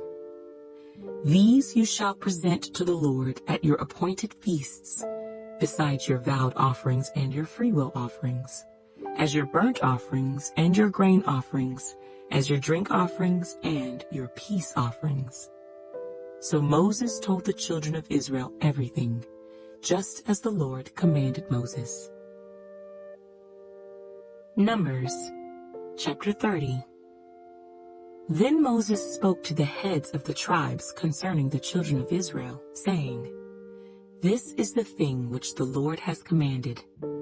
If a man makes a vow to the Lord, or swears an oath to bind himself by some agreement, he shall not break his word.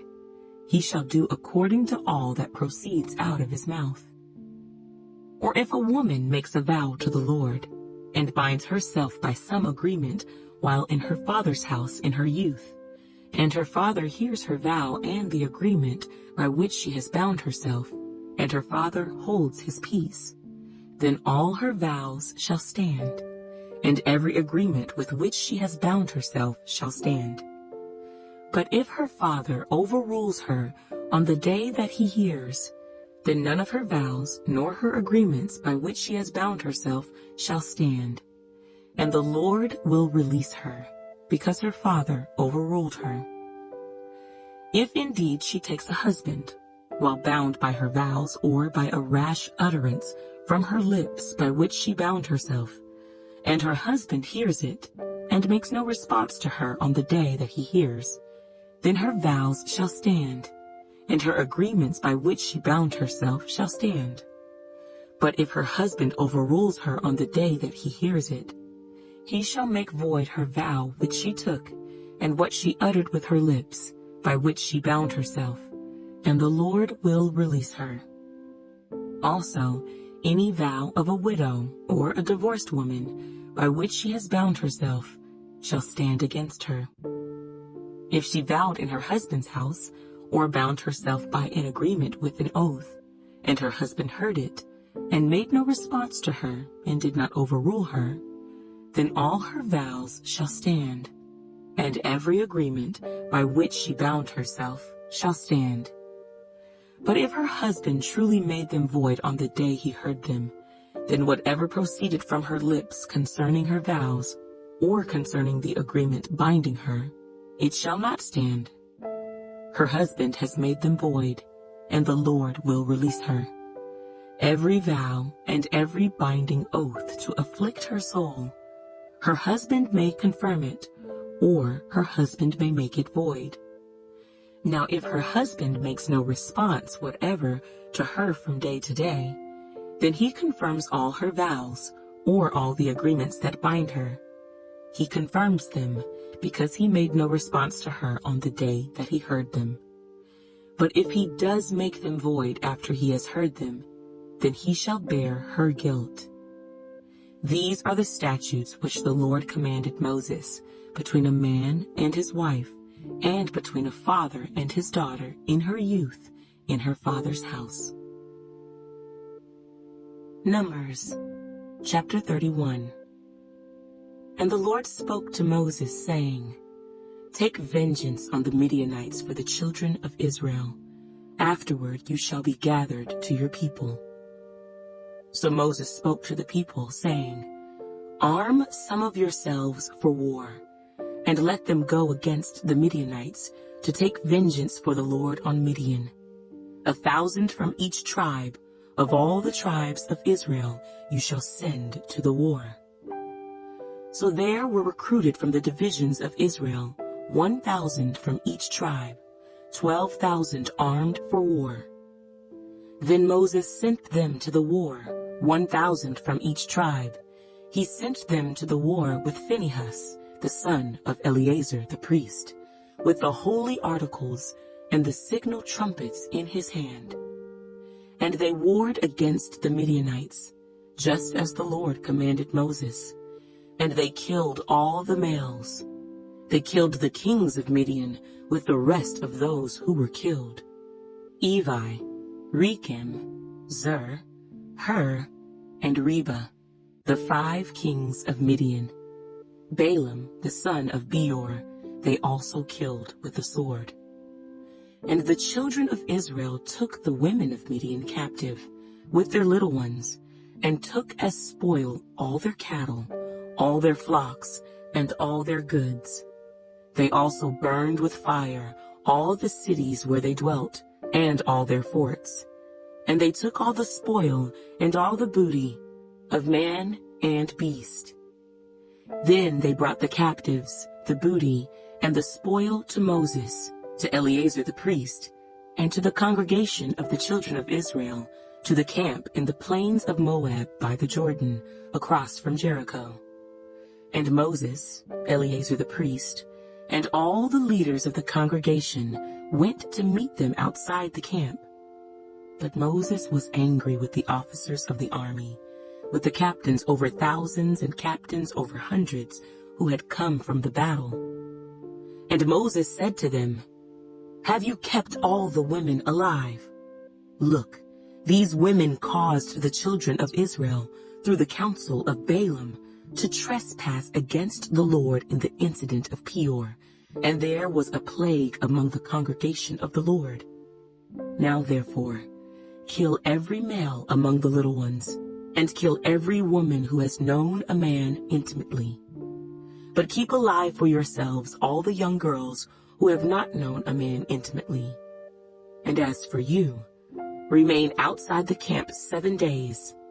Whoever has killed any person, and whoever has touched any slain, purify yourselves and your captives on the 3rd day and on the 7th day. Purify every garment, everything made of leather, everything woven of goat's hair, and everything made of wood. Then Eleazar the priest said to the men of war who had gone to the battle, This is the ordinance of the law which the Lord commanded Moses. Only the gold, the silver, the bronze, the iron, the tin, and the lead, everything that can endure fire, you shall put through the fire, and it shall be clean, and it shall be purified with the water of purification. But all that cannot endure fire, you shall put through water. And you shall wash your clothes on the 7th day, and be clean, and afterward you may come into the camp. Now the Lord spoke to Moses, saying, Count up the plunder that was taken, of man and beast, you and Eleazar the priest, and the chief fathers of the congregation, and divide the plunder into 2 parts, between those who took part in the war, who went out to battle, and all the congregation. And levy a tribute for the Lord on the men of war who went out to battle, 1 of every 500 of the persons, the cattle, the donkeys, and the sheep. Take it from their half, and give it to Eleazar the priest as a heave offering to the Lord.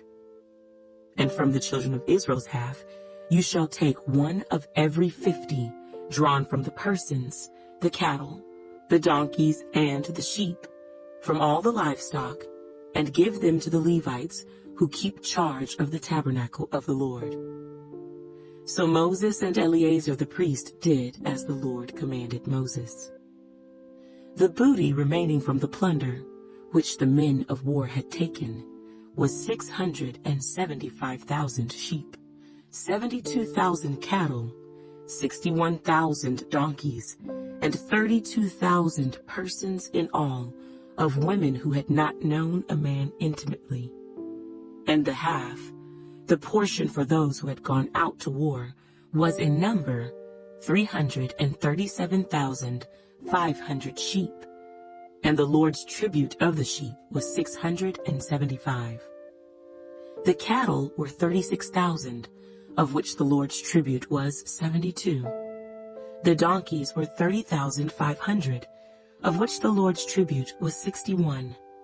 The persons were 16,000, of which the Lord's tribute was 32 persons. So Moses gave the tribute which was the Lord's heave offering to Eleazar the priest, as the Lord commanded Moses. And from the children of Israel's half, which Moses separated from the men who fought, now the half belonging to the congregation, was 337,500 sheep, 36,000 cattle, 30,500 donkeys, and 16,000 persons.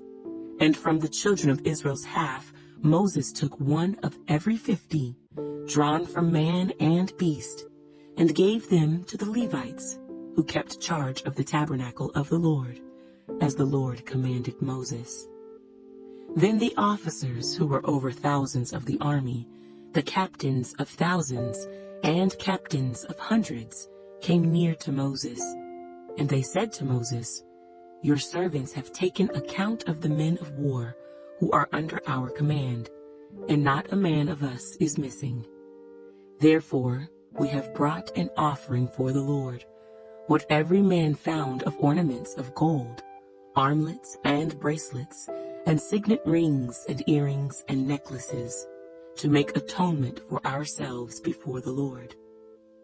So Moses and Eleazar the priest received the gold from them, all the fashioned ornaments, and all the gold of the offering that they offered to the Lord, from the captains of thousands and captains of hundreds, was 16,750 shekels.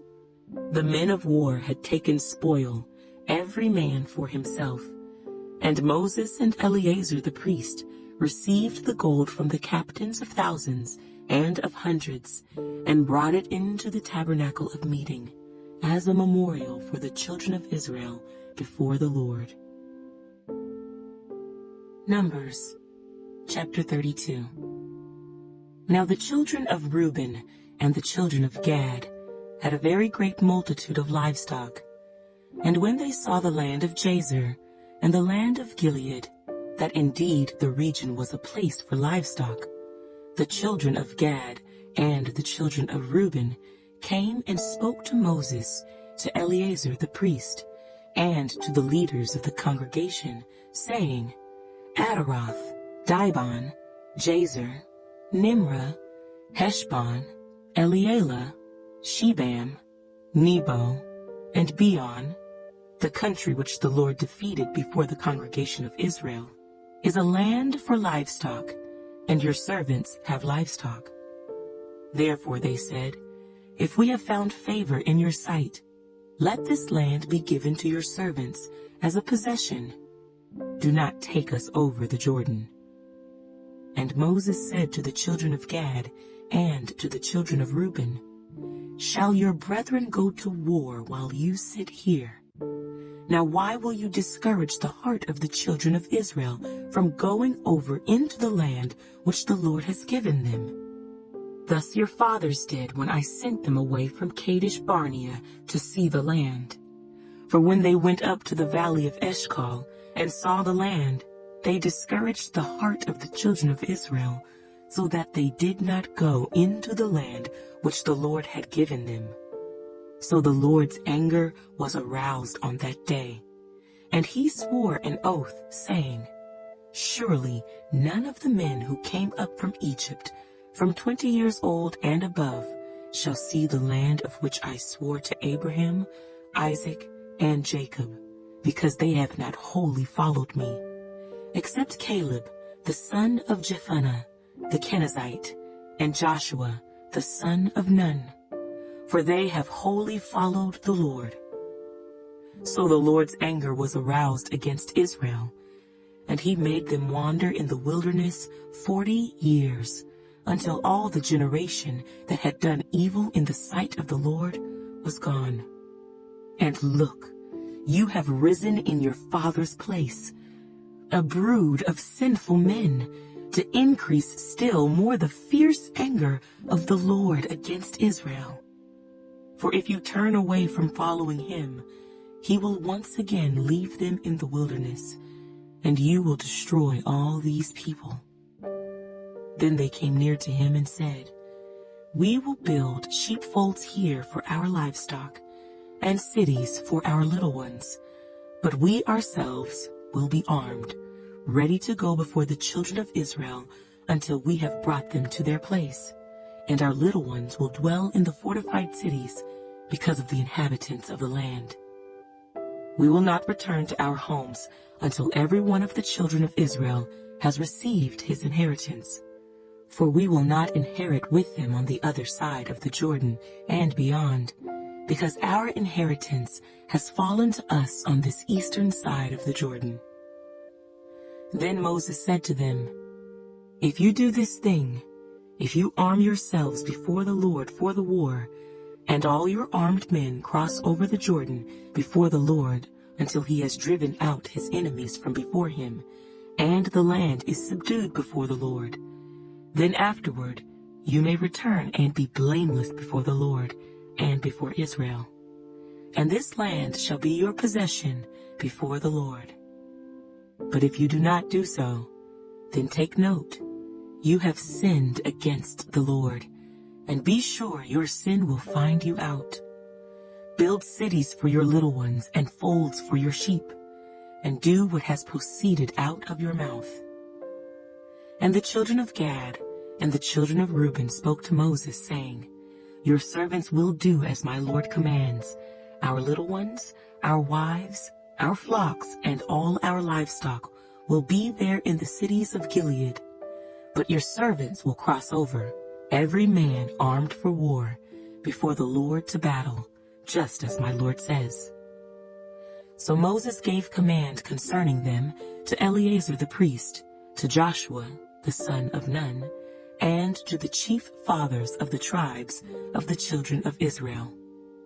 And Moses said to them, If the children of Gad and the children of Reuben cross over the Jordan with you, every man armed for battle before the Lord, and the land is subdued before you, then you shall give them the land of Gilead as a possession. But if they do not cross over armed with you, they shall have possessions among you in the land of Canaan. Then the children of Gad and the children of Reuben answered, saying, As the Lord has said to your servants, so we will do. We will cross over armed before the Lord into the land of Canaan, but the possession of our inheritance shall remain with us on this side of the Jordan. So Moses gave to the children of Gad, to the children of Reuben, and to half the tribe of Manasseh, the son of Joseph, the kingdom of Sihon, king of the Amorites, and the kingdom of Og, king of Bashan, the land with its cities within the borders, the cities of the surrounding country.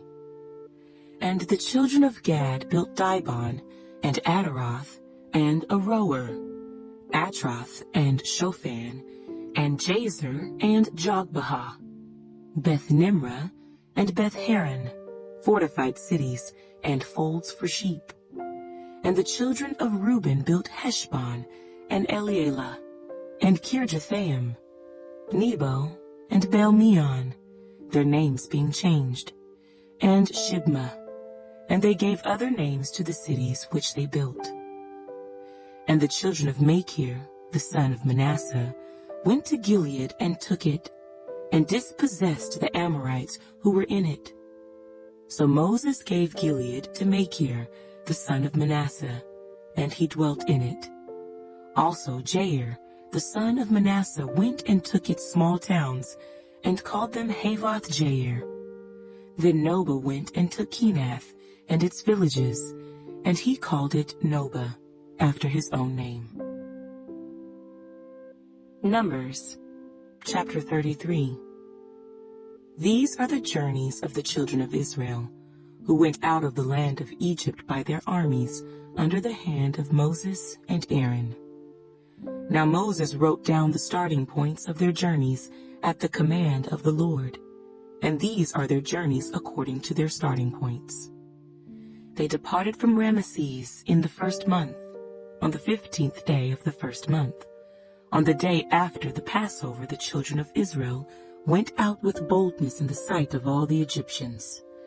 For the Egyptians were burying all their firstborn, whom the Lord had killed among them. Also, on their gods, the Lord had executed judgments. Then the children of Israel moved from Ramesses and camped at Succoth. They departed from Succoth and camped at Etham, which is on the edge of the wilderness. They moved from Etham and turned back to Pi-hahiroth, which is east of Baal-zephon, and they camped near Migdol. They departed from before Hahiroth and passed through the midst of the sea into the wilderness, went 3 days' journey in the wilderness of Etham, and camped at Marah. They moved from Marah and came to Elim. At Elim were 12 springs of water and 70 palm trees, so they camped there. They moved from Elim and camped by the Red Sea. They moved from the Red Sea and camped in the wilderness of Sin. They journeyed from the wilderness of Sin and camped at Dophkah. They departed from Dophkah and camped at Alush. They moved from Alush and camped at Rephidim, where there was no water for the people to drink. They departed from Rephidim and camped in the wilderness of Sinai. They moved from the wilderness of Sinai and camped at Kibroth-Hattaavah. They departed from Kibroth-Hattaavah and camped at Hazeroth. They departed from Hazeroth and camped at Rithmah. They departed from Rithmah and camped at Rimmon-Perez. They departed from Rimmon-Perez and camped at Libnah. They moved from Libnah and camped at Rissah. They journeyed from Rissah and camped at Kehelatha. They went from Kehelatha and camped at Mount Shepher. They moved from Mount Shepher and camped at Harada. They moved from Harada and camped at Machheloth. They moved from Machheloth and camped at Tahath. They departed from Tahath and camped at Terah. They moved from Terah and camped at Mithkah. They went from Mithkah and camped at Heshmonah. They departed from Heshmonah and camped at Moserath. They departed from Moserath and camped at Beni-Jaakan. They moved from Beni-Jaakan and camped at Hor-Haggidgad. They went from Hor-Haggidgad and camped at Jotbathah. They moved from Jotbathah and camped at Abrona. They departed from Abrona and camped at Ezion-Geber. They moved from Ezion-Geber and camped in the wilderness of Zin, which is Kadesh. They moved from Kadesh and camped at Mount Hor, on the boundary of the land of Edom. Then Aaron the priest went up to Mount Hor at the command of the Lord, and died there in the 40th year after the children of Israel had come out of the land of Egypt, on the 1st day of the 5th month. Aaron was 123 years old when he died on Mount Hor. Now the king of Arad, the Canaanite, who dwelt in the south in the land of Canaan, heard of the coming of the children of Israel. So they departed from Mount Hor and camped at Salmona. They departed from Salmona and camped at Punon. They departed from Punon and camped at Oboth. They departed from Oboth and camped at Ijah-Abarim, at the border of Moab. They departed from Ijim and camped at Dibon-Gad. They moved from Dibon-Gad and camped at Almon-Diblathaim. They moved from Almon-Diblathaim and camped in the mountains of Abarim, before Nebo. They departed from the mountains of Abarim and camped in the plains of Moab by the Jordan, across from Jericho. They camped by the Jordan, from Beth-Jesimoth as far as the Abel acacia grove in the plains of Moab. Now the Lord spoke to Moses in the plains of Moab by the Jordan, across from Jericho, saying, Speak to the children of Israel, and say to them, When you have crossed the Jordan into the land of Canaan, then you shall drive out all the inhabitants of the land from before you. Destroy all their engraved stones, destroy all their molded images, and demolish all their high places. You shall dispossess the inhabitants of the land, and dwell in it, for I have given you the land to possess. And you shall divide the land by lot, as an inheritance among your families. To the larger you shall give a larger inheritance, and to the smaller you shall give a smaller inheritance. There everyone's inheritance shall be whatever falls to him by lot. You shall inherit according to the tribes of your fathers. But if you do not drive out the inhabitants of the land from before you, then it shall be that those whom you let remain shall be irritants in your eyes and thorns in your sides, and they shall harass you in the land where you dwell. Moreover, it shall be that I will do to you as I thought to do to them. Numbers, chapter 34. Then the Lord spoke to Moses, saying, Command the children of Israel and say to them, When you come into the land of Canaan, this is the land that shall fall to you as an inheritance, the land of Canaan to its boundaries. Your southern border shall be from the wilderness of Zin, along the border of Edom. Then your southern border shall extend eastward to the end of the Salt Sea. Your border shall turn from the southern side of the ascent of Akrabim, continue to Zin, and be on the south of Kadesh Barnea. Then it shall go on to Hazer Adar, and continue to Asman. The border shall turn from Asman to the brook of Egypt, and it shall end at the sea. As for the western border, you shall have the great sea for a border. This shall be your western border. And this shall be your northern border. From the great sea you shall mark out your border line to Mount Hor. From Mount Hor you shall mark out your border to the entrance of Hamath. Then the direction of the border shall be toward Zedad. The border shall proceed to Ziphron, and it shall end at Hazer Enan. This shall be your northern border. You shall mark out your eastern border from Hazer Enan to Shepham. The border shall go down from Shepham to Riblah on the east side of Ain. The border shall go down and reach to the eastern side of the Sea of Kinnereth. The border shall go down along the Jordan, and it shall end at the Salt Sea. This shall be your land with its surrounding boundaries.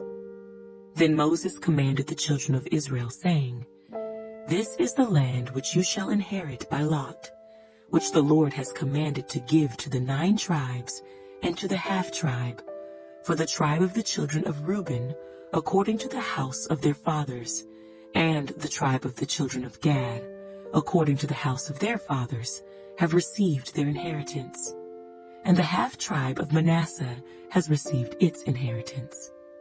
The 2 tribes and the half-tribe have received their inheritance on this side of the Jordan, across from Jericho eastward, toward the sunrise.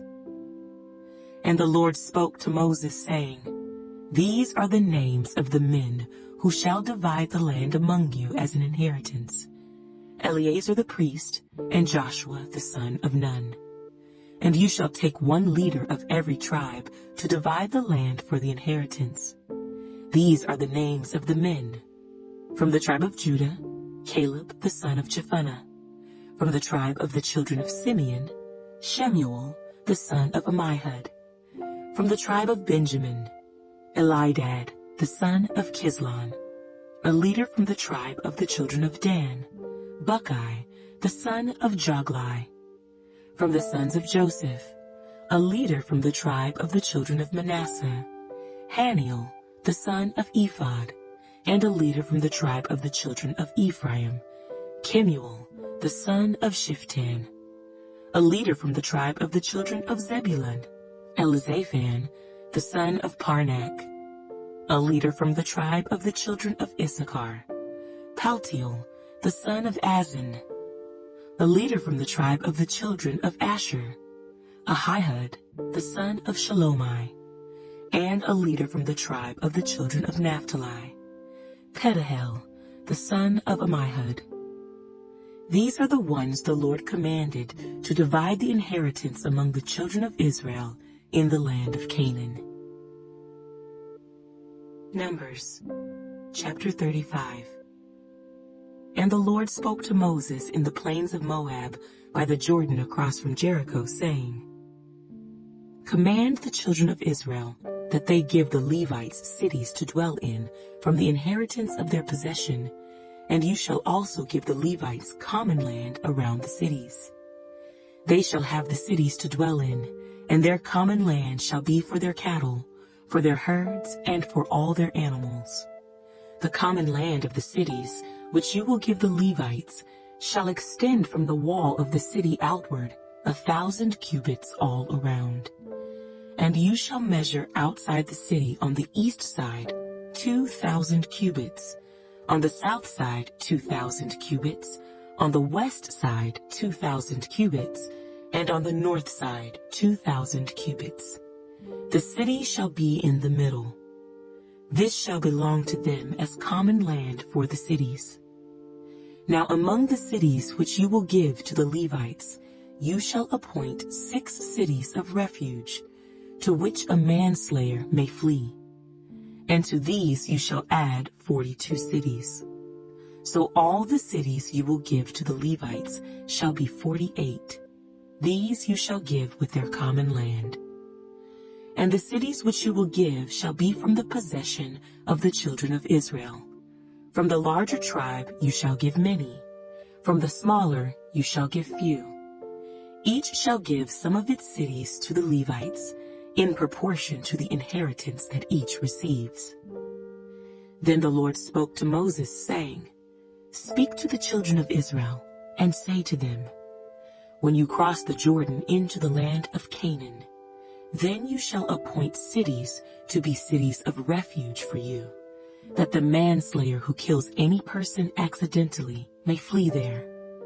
They shall be cities of refuge for you from the avenger, that the manslayer may not die until he stands before the congregation in judgment. And of the cities which you give, you shall have 6 cities of refuge. You shall appoint 3 cities on this side of the Jordan, and 3 cities you shall appoint in the land of Canaan, which will be cities of refuge.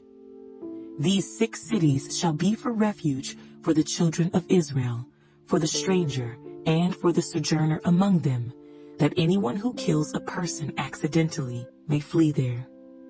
But if he strikes him with an iron implement so that he dies, he is a murderer. The murderer shall surely be put to death. And if he strikes him with a stone in the hand by which one could die, and he does die, he is a murderer.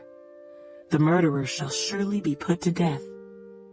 Or if he strikes him with a wooden hand weapon by which one could die, and he does die, he is a murderer. The murderer shall surely be put to death. The avenger of blood himself shall put the murderer to death. When he meets him, he shall put him to death.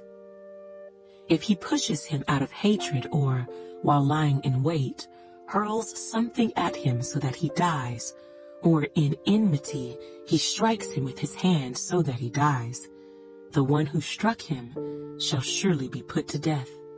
He is a murderer. The avenger of blood shall put the murderer to death when he meets him. However, if he pushes him suddenly without enmity, or throws anything at him without lying in wait, or uses a stone by which a man could die, throwing it at him without seeing him, so that he dies while he was not his enemy or seeking his harm, then the congregation shall judge between the manslayer and the avenger of blood according to these judgments.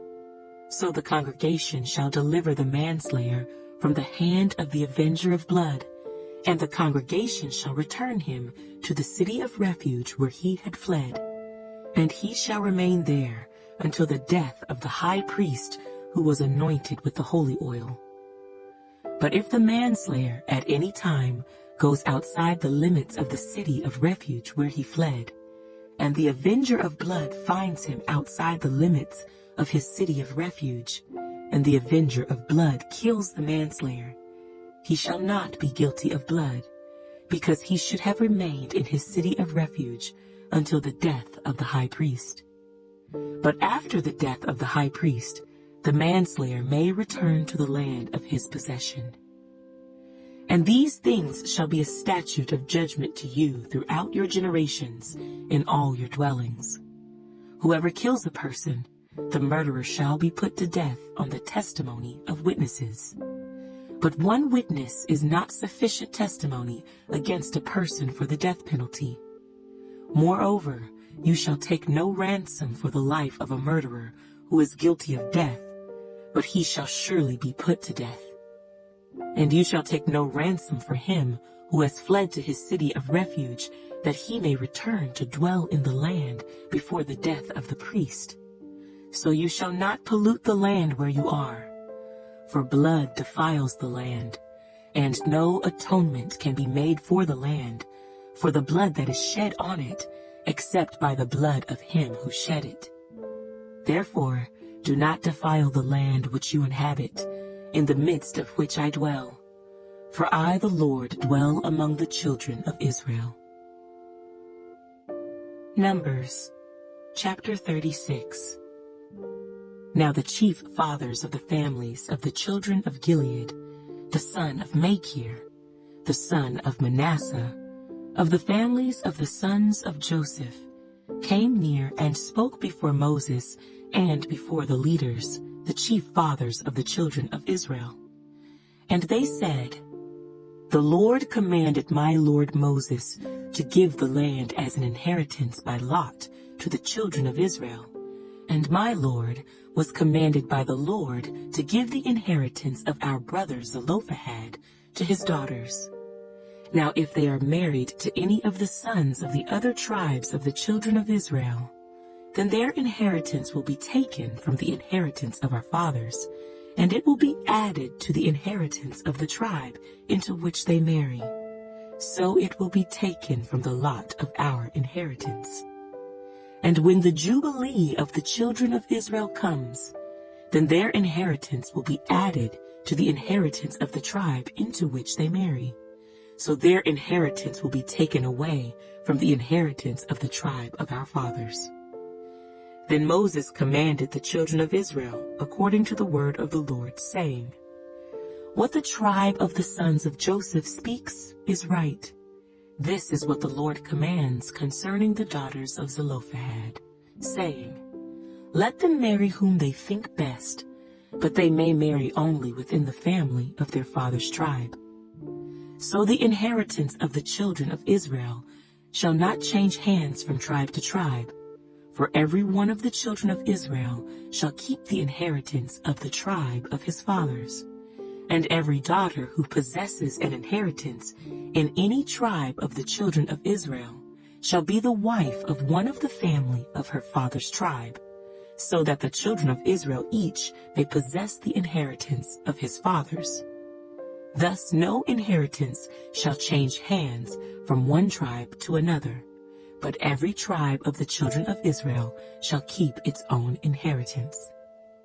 Just as the Lord commanded Moses, so did the daughters of Zelophehad, for Mahlah, Tirzah, Hoglah, Milcah, and Noah, the daughters of Zelophehad, were married to the sons of their father's brothers.